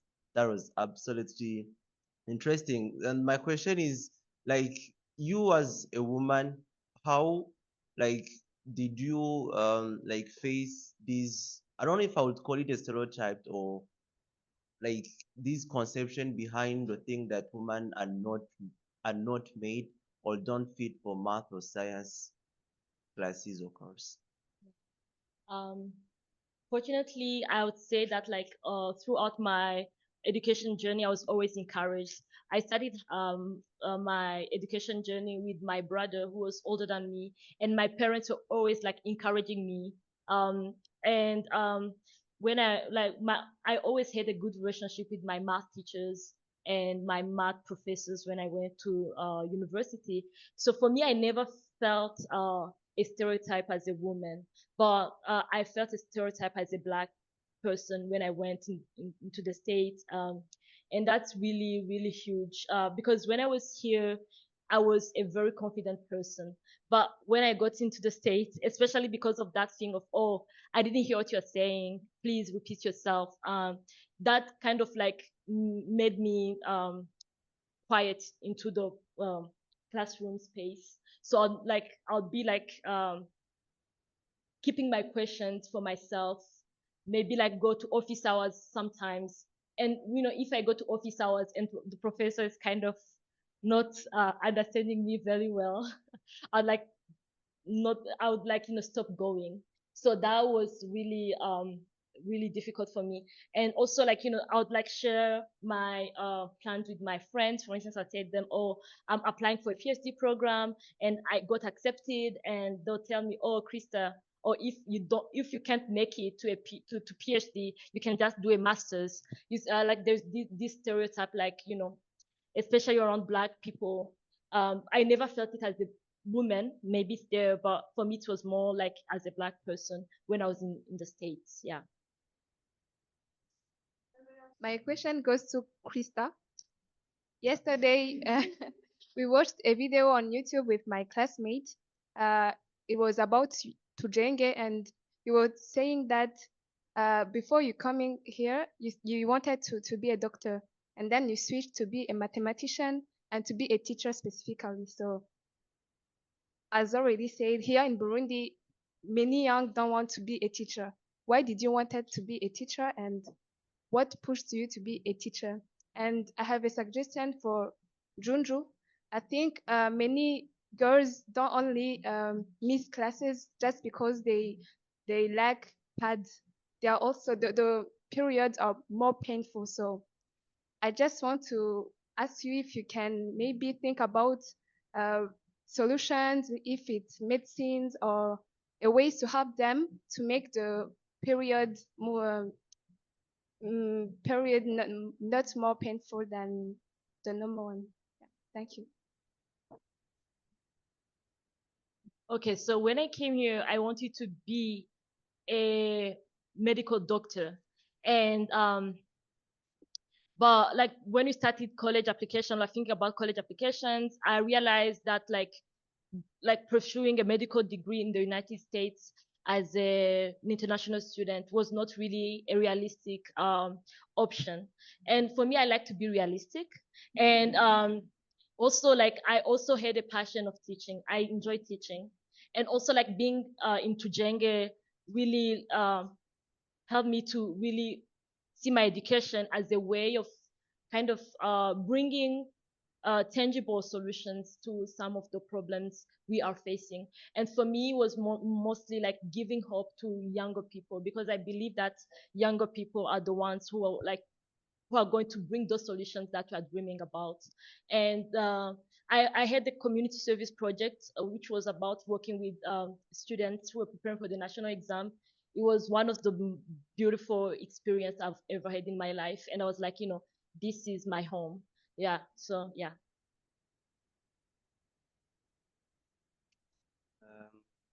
So just to kind of like rephrase your question. So you were asking about like how are we trying to tackle the fact that, some people experience super painful periods in like our whole approach.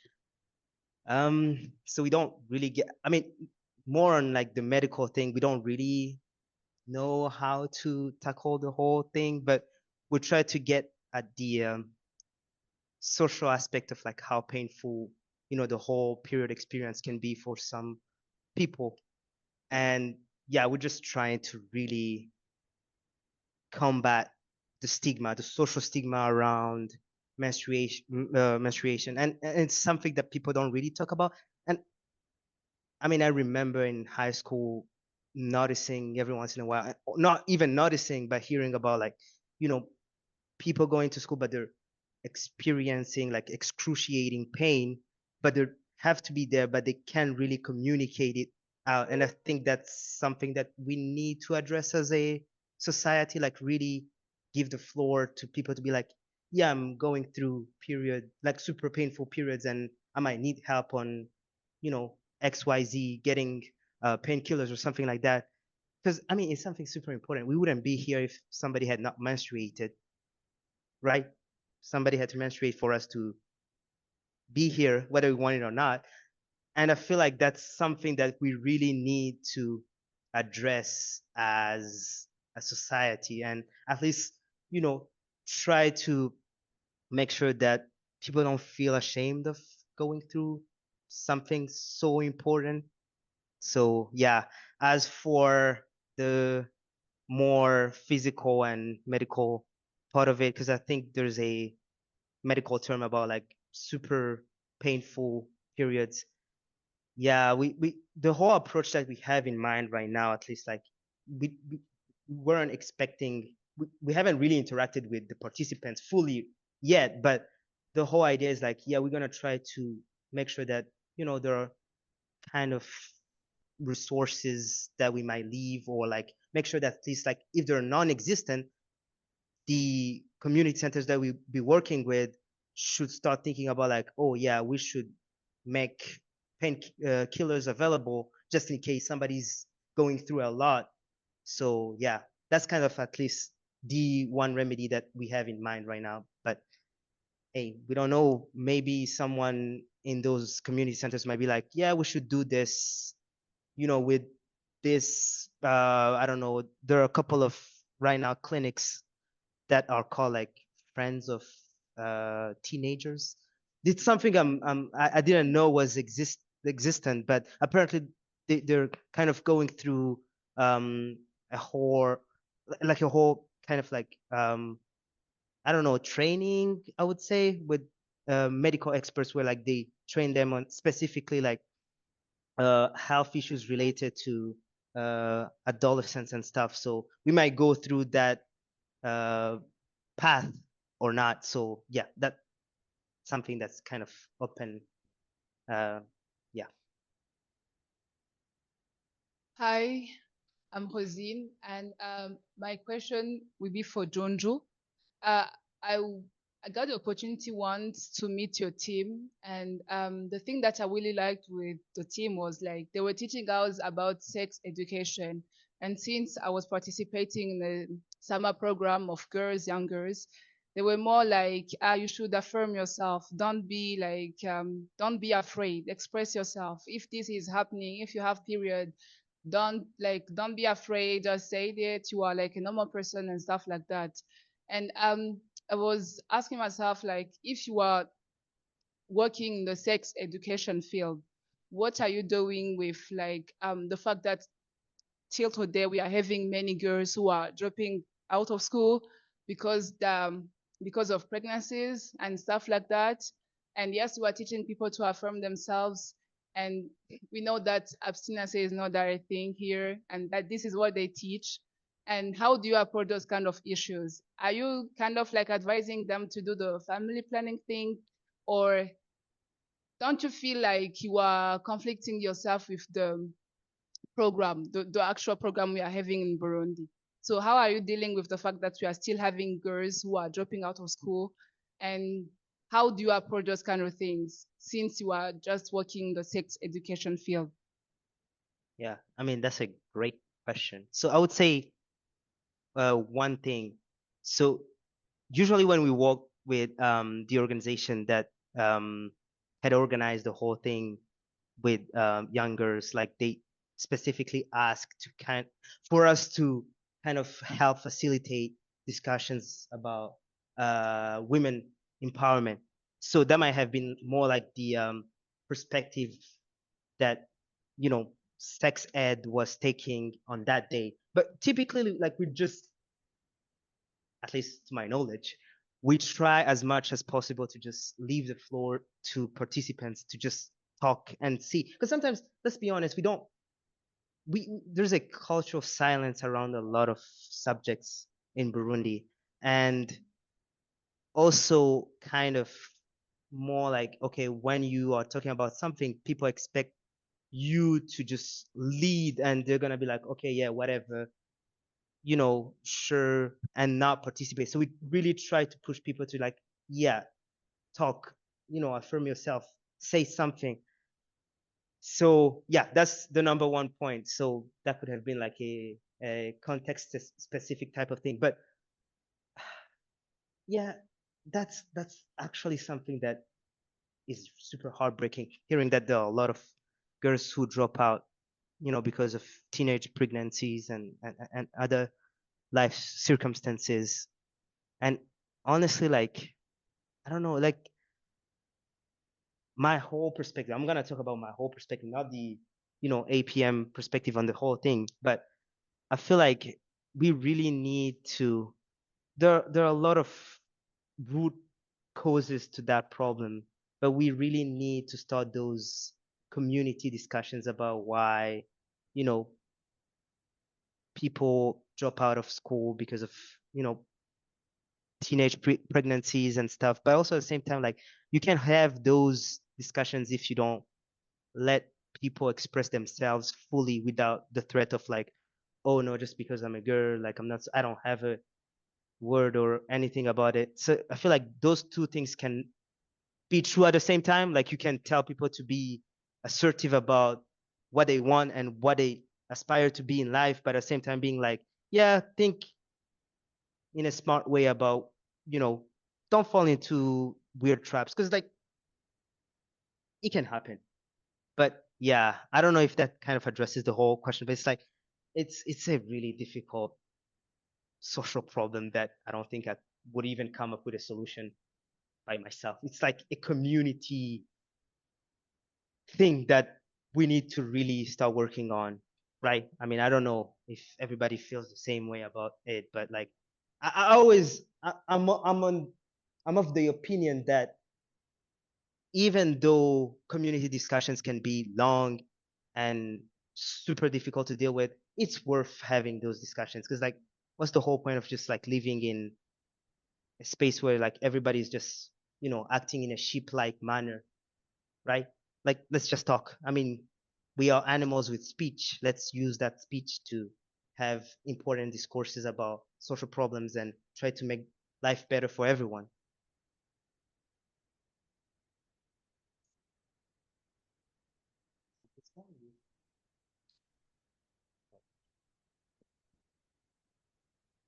Hello everyone again. I'm Jean-Christophe, Cohort 7. My question is addressed to Ms. Christa about ethnicity issue. Your solution is good, but what the thing about politics? Because we know that politics is one brought that ethnicity or race? Thank you. Okay, actually, like that's a good question because when I was doing my research to write the thesis, I was planning to work with people in the education field because my whole idea was, how do we bring the ethnic discussion in schools so that like young people can actively participate in shaping the solutions that we are um, bringing to the conflict. And one of the things that people told me, they were like, oh, that's not an education issue, it's a political issue.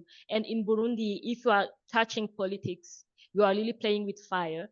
And but for me, I'm like, okay, the politics are the way they are today, but I hope that they will evolve to being more inclusive and to being more open to different perspectives. And for me, I'm also like, okay, if it's not possible, like for the country as a whole, what about like our families, or like what about our circles of friends? How do we educate ourselves? Especially like in my thesis, I ended up like bringing those stories, like the kind of discussions I had with my families, with my friends, and like the way those discussions also like shape in a very important way the way we think about the ethnic conflict and the way we envision solutions. Yeah, so for me, like it's really challenging to bring that in like public schools, but it's possible to do that like in our families and in our friends circles. And our leaders come from our like friend circles or like our families. So hopefully at some point we're gonna see um, some uh, some changes on the scale of the country as a whole, on the scale of political organizations, or I don't know. But like for now, for me, I'm like I just do what I can do, and those are like the place where I have impact is within my friend circles and within my family. Yeah. Okay, I'm going to address my question to Jonjo. So actually here in Burundi, we know that in our society, when you study physics, many people like to say that you begin to have some bizarre behavior, like to not comb your hair, to just wear things that I don't know. I mean, it's somehow core to study physics. So I would like to ask you, what did you find interesting in physics? Did you study to just know it, or you had something to do with physics? So that's a great question. And I mean, depending on who you talk to, they're gonna be like, yeah, I've started exhibiting some of those bizarre things. But that's another point. But I don't know. I really find physics fascinating. Like I remember having a weird discussion with a couple of like African students. Like most of them were doing either CS or econ. It's like, why are you doing physics? Like, don't you want to make a buck, make money or something? It's like, I'm not really interested in money like that. Money is important. I'm not even rich at all. But it's like, I would be fine being fed, being given one or two pieces of clothing every year, but having an opportunity to read as many physics textbooks as I could. Like, I really find the idea of kind of trying to boil down the universe inner workings to a couple of mathematical equations and modeling it super fascinating. So I don't know, it's more like me trying to quench my intellectual thirst through physics. So yeah, I don't know if that kind of answers the question.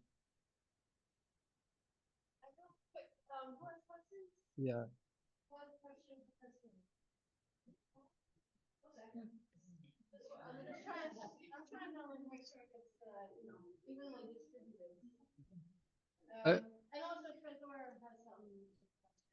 Yeah. Yeah, just it's me, Eric from Code 7, and just have a question that I would like to address to you. So you talked about like you are more passionate about entrepreneurship and consulting, and I didn't catch where if the Korea Fusion is based in Burundi. I don't know if we based in Burundi, how are you planning just to use this so that you may help Burundians, or because people to say Burundians are not good businessman or woman. I don't know, this is a stereotype, but I don't know how are you planning to use it and to help like Burundians or maybe entrepreneurs or businessmen, women in Burundi.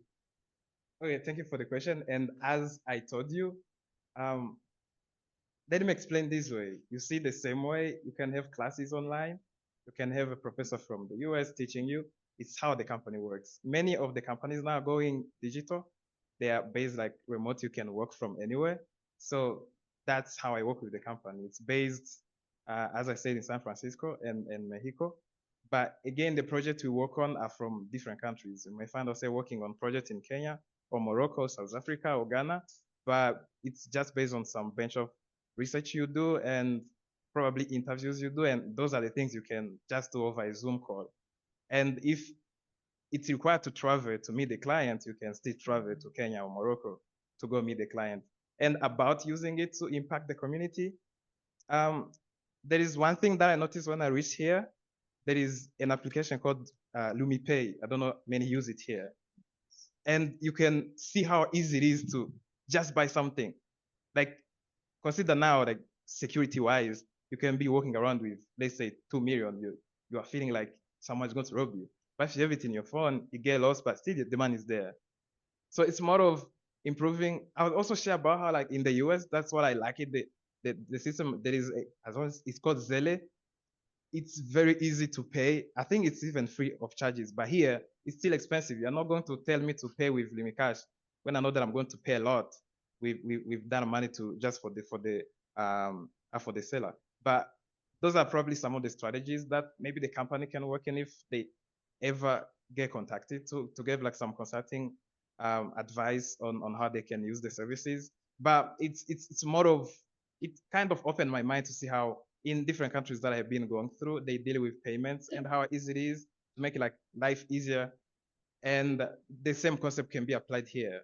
Yeah, for instance, as I told you, I'm working some businesses. I can be like, okay, you can pay using LumiPay or EcoCash and things like that, and have those kind of improvement, because it brings a kind of convenience into payment, because knowing that you can even now go to the bank and they have to stand for 31 hours to get cash. And when you get cash, they give you the small bills. It's like there are many solutions that can be brought in here, but it's more of making the campaigns and everything and adopting those new strategies that can be beneficial, yeah, like for the businesses and also for the customers and everyone in the country. Yeah. And about entrepreneurship, it's more of bringing solutions. I'm sure here there are many people here who have a lot of ideas and a lot of crazy ideas that they want to implement. And about that, you have very big support. If you are someone who is interested into applying for funds and trying it at school, even Junior said it, like, there are some kind of funds they can give you that for NGOs, entrepreneurship. There is a lot of ventures funds that you can get. And Burundi needs that cash. Bring it home. Yeah, we need those dollars here. Yeah, that's it. Go ahead, Trésor. All right.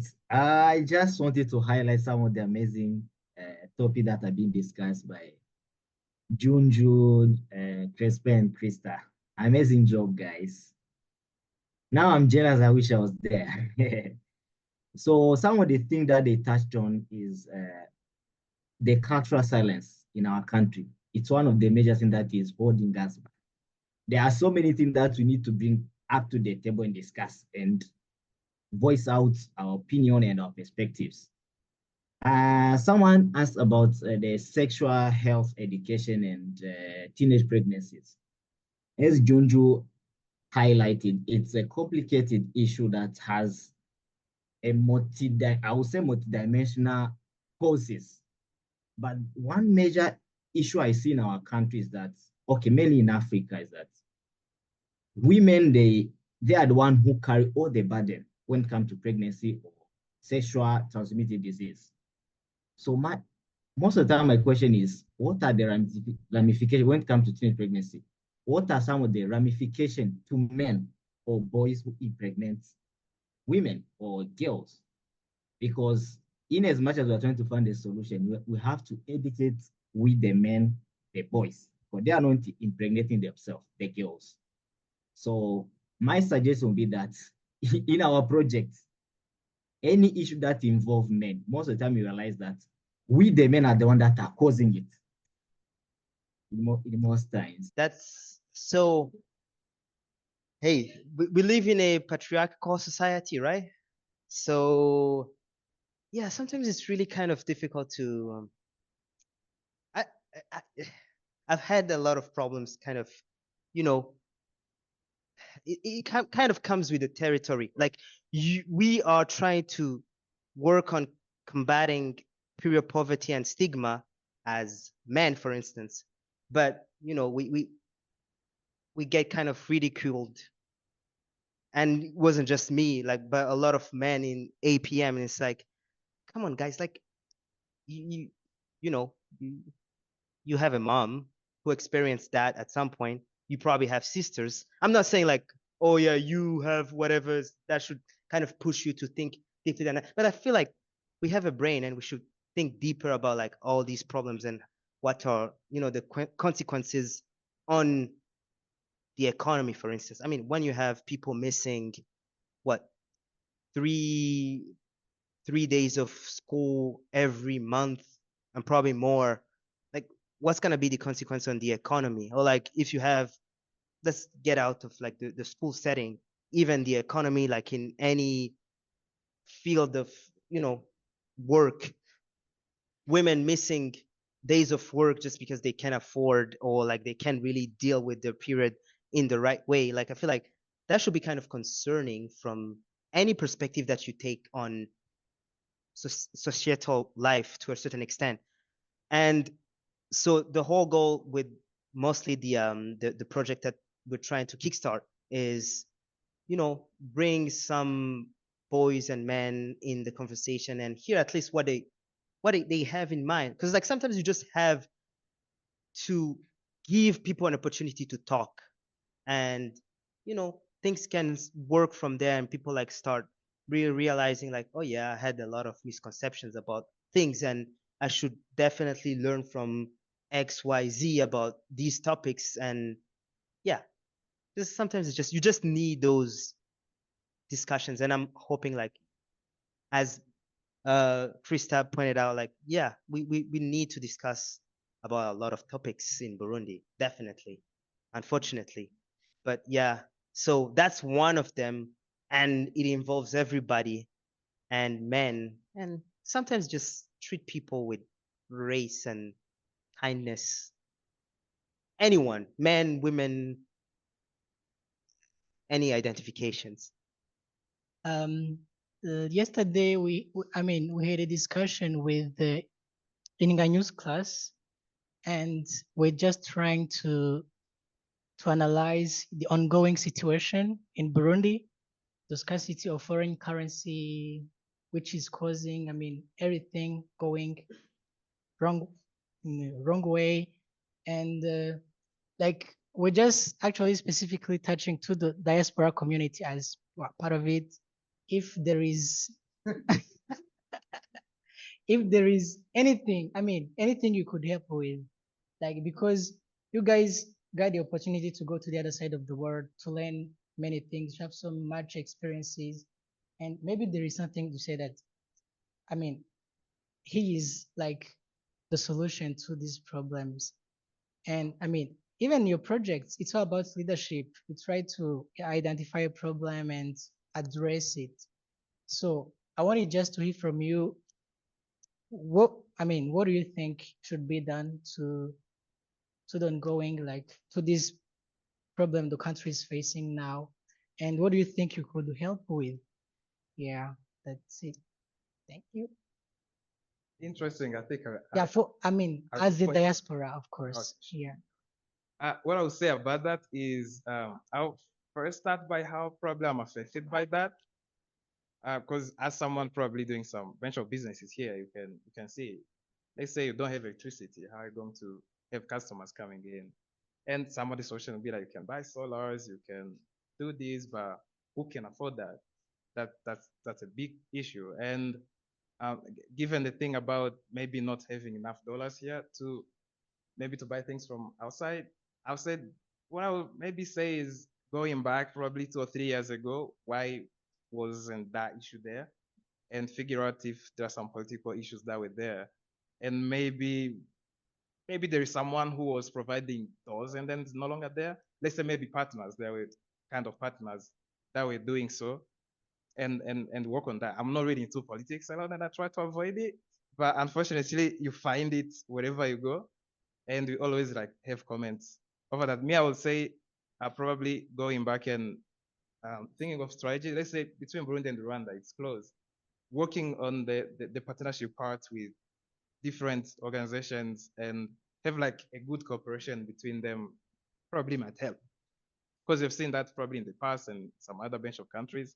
And some people do say, let's say maybe the US is coming to impose things on Burundi and maybe Burundi is refusing and then there is a cutoff of everything. But still we see things happening maybe in Kenya and other countries. It doesn't mean that they accept everything that they impose on them, but still life keeps going. That's why I believe having like partnerships and seeing how to build on those partnerships can probably help. Or let's say maybe maybe no one can handle maybe the fuel issue here. Then let someone from outside come and then fix it.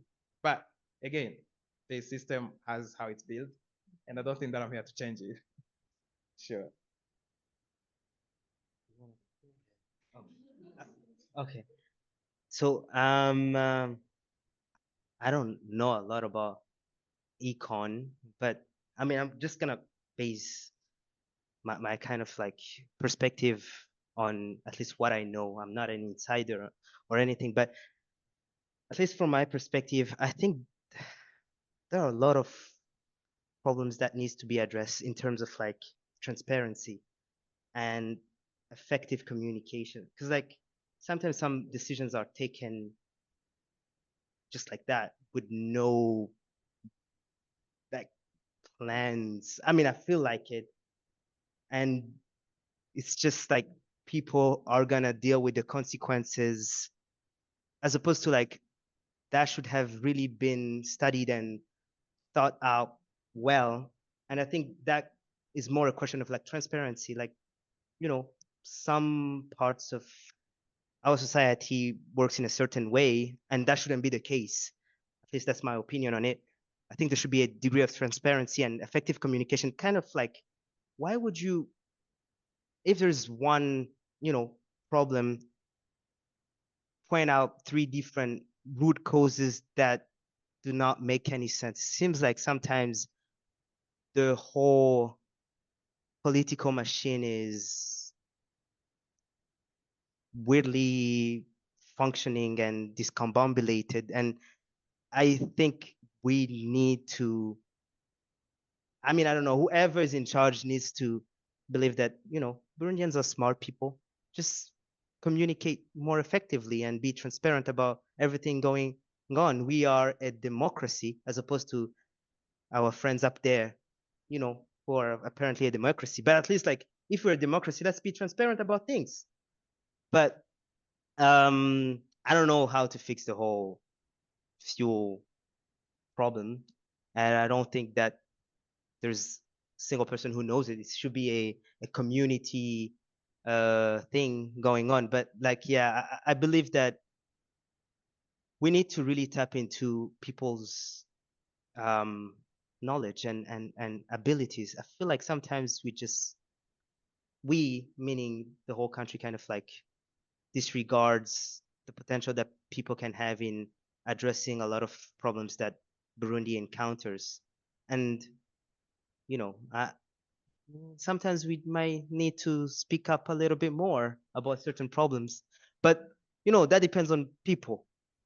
I'm not saying people should do anything, but I feel like, hey, let's just talk. Let's discuss. There are problems. Let's just try to get at the root of them and find a solution. And that's important. Like we just spend what half an hour talking about like there's a culture of silence in Burundi. Yeah, let's just also extend that to political matters. I mean, that would be just my perspective. And yeah, I honestly don't know anything about things, so don't take my word for it.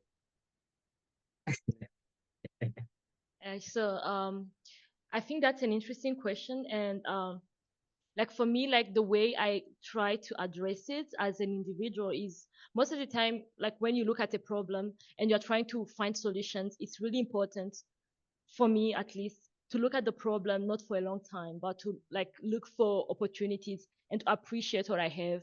Because I feel like most of the time when I look at the problem for a long time, I get discouraged and like undermine the opportunities that I have to kind of make something meaningful.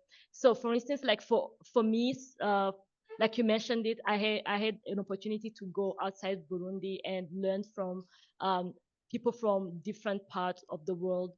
And it's not only me who have opportunities, you also have opportunities. And I feel like, you know, as Burundians, most of the time we get that I don't know, we have like stigma about like, you know, oh, we don't have this, we don't have that, we don't have this, we don't have that, we have these problems, we have these problems. And we forget that we also have a lot of things to offer. And like for me, like right now, I try as much as I can to have a giving mindset rather than a receiving mindset. Like for now, I'm not the president, so I cannot make like, you know, hide this, like, you know, impactful, like, you know, big decisions. For instance, I cannot solve the fuel problem. That's not something that I can do, but I have things that I can do. For instance, now I can, instead of like, you know, focusing on like, you know, all these problems and being discouraged, I try to study as much as I can so that like, you know, I can make as much progress as possible so that maybe in the future I can be the president of Burundi. I think I can easily see Christa as the first woman president of Burundi also. I thought about it like the other day and I was just like, you know what? I could see that like easily. And like, you know, maybe like, you know, make no, like that's a joke. But it, you know, it's possible. And for me, I try to be more you know, like have hope and impact hope because I like to work with young people. I like to tutor. So I try to like, you know, like encourage people to look for what they can do instead of like, you know, focusing on what they cannot do. You know, what you can do, you cannot do it. Maybe you can focus, okay, how can I do it? If you're not a powerful politician today, maybe like focus on like, how do I become one? You know, something like that. And then you get motivated and you do something. Yeah.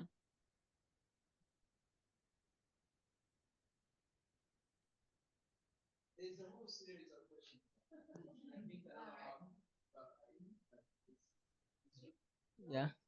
Yes. I'm If from Cohort 8. My question gets to Crespin.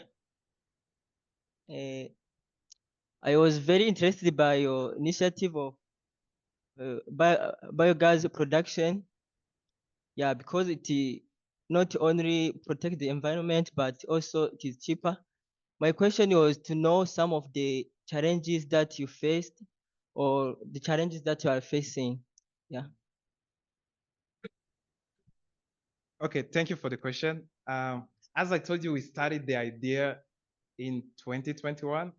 The first challenge, of course, was to get money to start doing it first. And the second was to gain trust. That's like some external part because I was still like in Lebanon studying and my teammate is in Canada, so no one was on the field. So the first big part was to really convince our scholarships to give us some funds to work on it. And when we got it, the other big issue was because we are away from home. So I would say just coming for like 1 month of vacation and then work on it wasn't efficient. That's why we didn't make like a huge progress. But now that I'm here, at least I have some time to work on it. But now the big issue is How are you going to go from here to Bubanza over and over if you don't have transportation? And also some legal parts of it. Of course, yeah, some state comes with bribe to accept your product and everything. So that's something we are ready to face. It's good like to know some of the challenges you're going to face so that you know, okay, is it going to be successful or not? And another part is because we are not expert matter into chemical things, into production. So another challenge is to find a partner that we can work on. We are working with some in Kenya that have been working on the same project. Hopefully they will be cooperative. And yeah, those are some of the challenges that we face. And also knowing like the quantity you're going to produce and making some financial analysis. Is it going to be profitable? Is it not going to be profitable? Because it's the production also has to be done in a specific way and with some temperature settings. So those are some of the issues that we are really trying to figure out as we run our pilot project. Because it's not like the full project now, just the pilot project to see, analyze or collect those data, know how it works, and also use the data to apply for more funds. Because now that we have been gained the trust just from the idea, so we want to use the same trust to show that we worked on something and then apply for more funds. So this project we are aiming probably 5 or 10 years for its success. It's not like something we want it to be done in 1 year. That's why we are taking our time to make sure we don't make some kind of bad decisions, and also making sure, yeah, we are being realistic of where we are and the economic situation and everything like I take into consideration. Yeah, thank you. Now is Jean-Pierre talking from Cohort 8. My question is addressing to whoever between Christa and Junju. As I know, sometimes we discuss about physics or mathematics about the applications.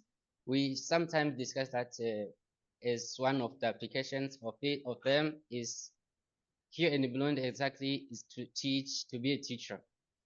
And then I want to ask to ask for you if you have any specific application of it apart of teaching, you can share with us which can illustrate us how we see things different from what we have in our mind.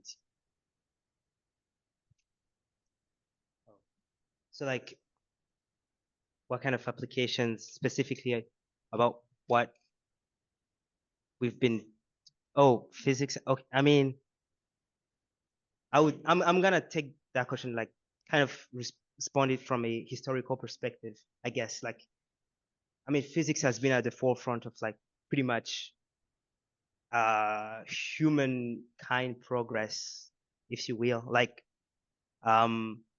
in the 20th century, you had like, at least within the subfield I mostly do research in, like condensed matter physics, you had semiconductors. So like the semiconductor revolution kickstarting basically the amazing things that we have right now with what a small smartphone being able to do as much computation as like a computer in the 60s or 50s. So sometimes it's like you can always bridge the two like different camps. So like the theoretical understanding of something and materialize it into something more concrete, like, you know, super advanced technologies, or like, yeah, we were talking about fiber optics with Brad, like communication, being able to communicate across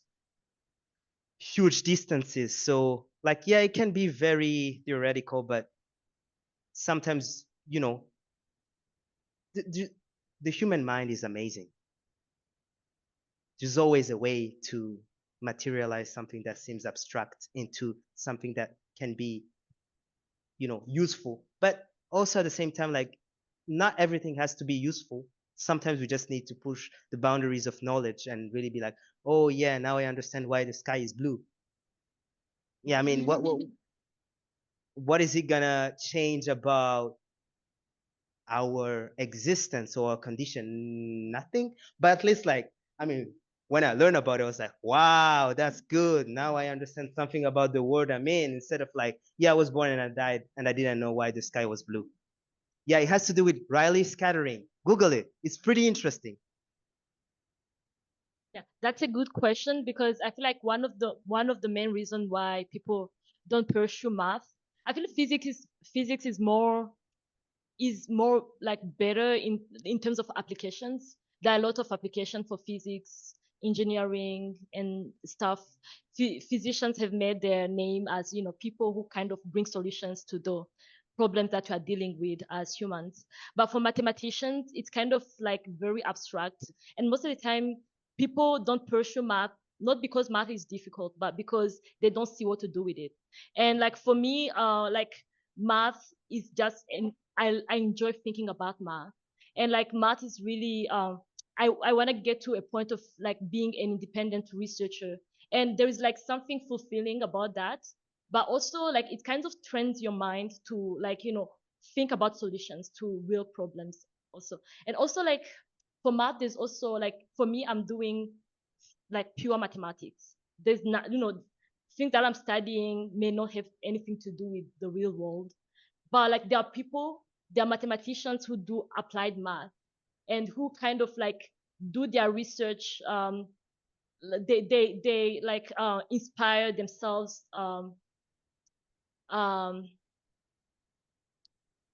from like the problems, the real world problems. For instance, there's some people who use topology to kind of improve like, you know, like what Trésor was talking about, imaging, like, you know, they use topology to kind of improve the technology that is already existing. Some people use mathematics for like psychology stuff. There's like, for instance, at Wesleyan, there is somebody who was also doing topology, but like using that like to find some solutions for like neuroscience stuff. And so like there are people who do maths, like, you know, for application purposes. But for me, I do math like just for theoretical purposes. But that doesn't mean that I may not like find something that may be applied, but that's not my ambition. For me, it's mainly like, you know, just to train my mind to think and also to inspire young people to think. Yeah. I have one question follow up to what Jean-Luc say, that in physics they have the communication long distance. Just to ask you if you do have in mind, are you willing to plan something to apply as a physicist?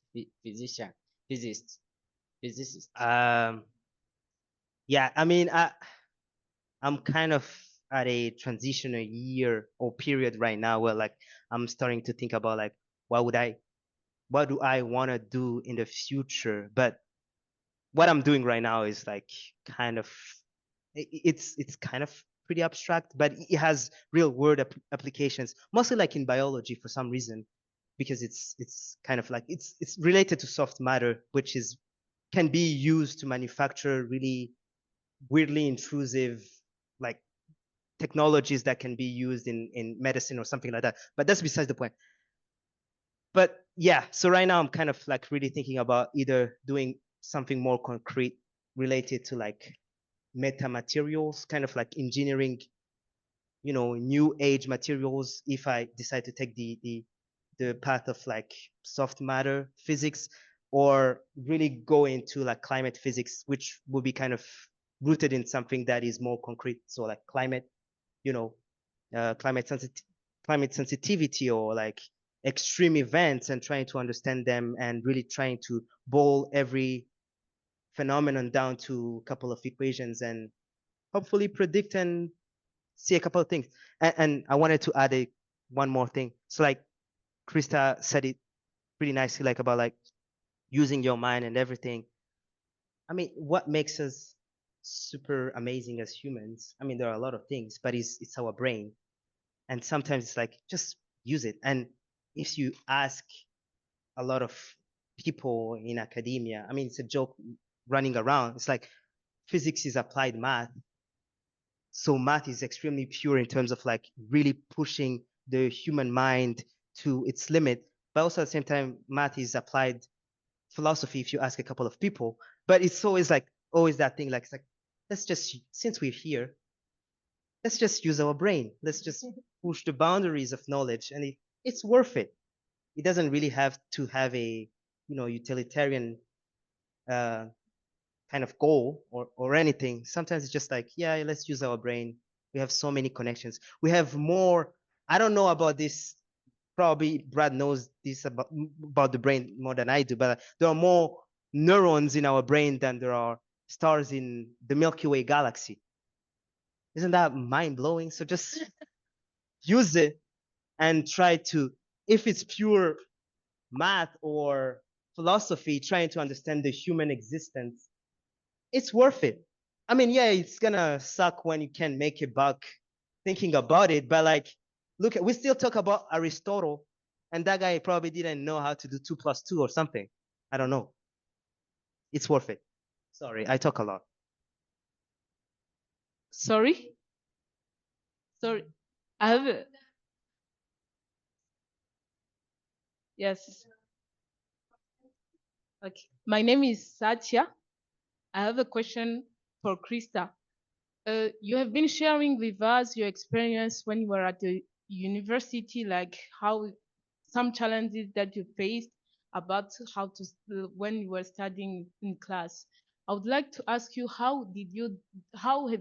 what have you done to overcome all those challenges, or what like advices can you give all those Black person who are going there if they face the challenges, or any woman who may be facing challenges in STEM fields because she has fear to jump in those fields?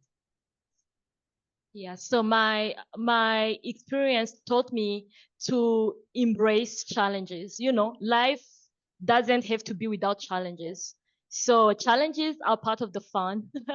So that's what I've learned. And also, like, as much as I'm Black, as much as I'm a woman, as much as I'm from Burundi, I try to forget that. I try to be myself, because I believe that, I don't have to always feel like, oh, I'm Black, oh, I'm a woman, oh, I'm from Burundi, oh, I'm this. No, I'm living, and I try to kind of like enjoy my life as much as possible. And like, when those challenges comes, because, people think I'm Black, people think I'm a woman, people think I'm from Burundi.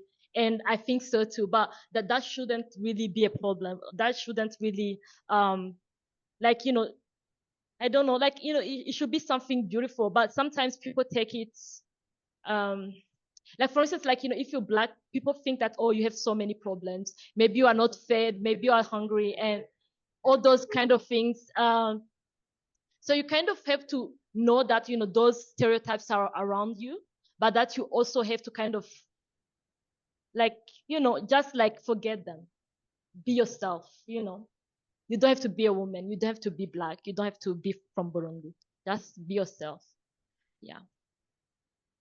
Okay, you guys are amazing. Thank you very much for the presentations. First, I would actually say that Crespin, you should be a teacher because you are actually good at teaching this. And my question is actually about your project that you normally do when you are at school and when you graduated. Because last year I was listening to one of the presentations, and I kind of found that there are people who are presenting not exactly the same project, like people who are focusing, for example, in agriculture and who are trying to find solutions in that particular field. And then yet I was very surprised to see that, I mean, people tend to work independently, like they're just they're developing a project which is bringing solution to a particular field, but yet they're working, I mean, sort of independently.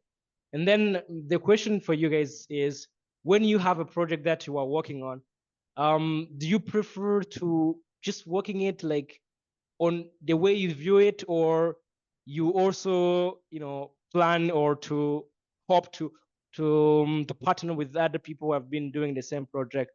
And the question to Jundro is,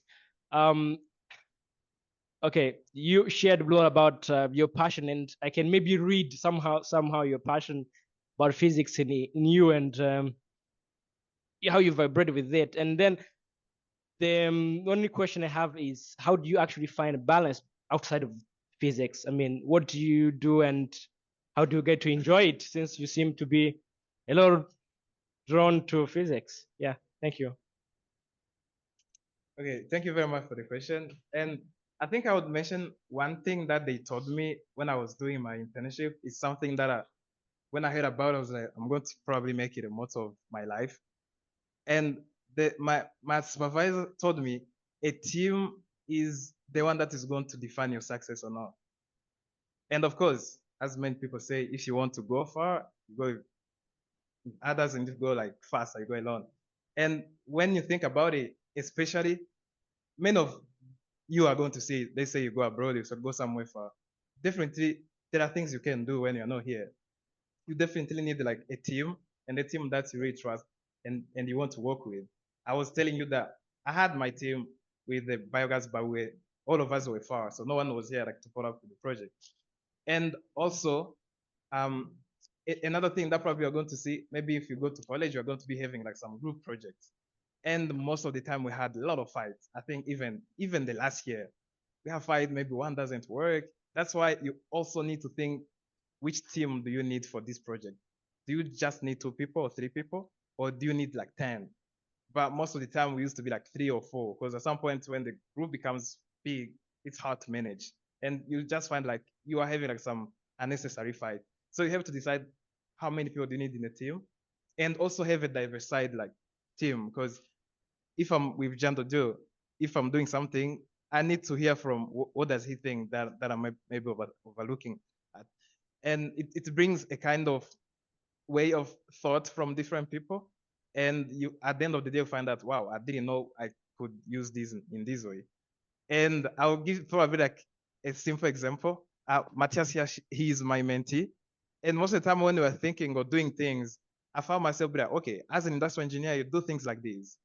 But then I'll be like, okay, but if you do this way, it can also be better. And you find yourself like trying to figure out solutions to problems from different perspectives and trying to see, wow, this is great. And another probably other example, probably with Junju, how would he probably approach the issue of period if he's not working with the people affected about it?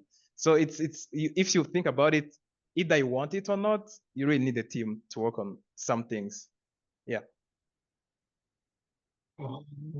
Okay, so I'm gonna kind of keep it brief. The only way I find a kind of balance is hobbies. So like just everybody has hobbies. Mine is cycling. I love cycling a lot, but since I don't have my bike, I run every once in a while. It just keeps my mind fresh, and I just try to push myself to the limit and see like, oh, and sometimes it's kind of really good. You get, I think it's called like runner's high. There's not such thing as cyclist high, unfortunately, but you burn your thighs enough that you feel like, oh yeah, now since you've tortured yourself enough, you feel better in your mind. So that kind of helps keep a balance. But yeah, or dancing. I don't dance, but I'm saying like some people find different hobbies. Reading is a really good one. Yeah, I do it every once in a while when I have time, but yeah. I think I'll mention this things that Christa mentioned about life and here, and how she just focus on what she has control over. I feel like we kind of need that everywhere we go. As from my experience, probably in Lebanon, and you are black, you're an Arab, everyone says Arabs are going to kill you or do whatever. There are a lot of like stereotypes going around. And the great thing that I found was probably having adaptability skills and having some kind of resiliency when you go somewhere. It really helps a lot. And also knowing things you might expect. For instance, me coming here, maybe going downtown, like using my feet, doesn't affect me because I already knew. You already know the challenge. So it's more like being like very fast to adapt to new situations and finding a way to deal with them, because there are things that really are out of your control, and probably not worry a lot on that and find things that maybe you can find solution. Or maybe, for instance, like with the fuel thing, I think I saw some guys that are producing some cars that use battery that you can charge. That's one of the solutions. Why not one of the Tujenge here doing the same project and bring some good cars? Yeah. Yeah, that's it. Thank you very much.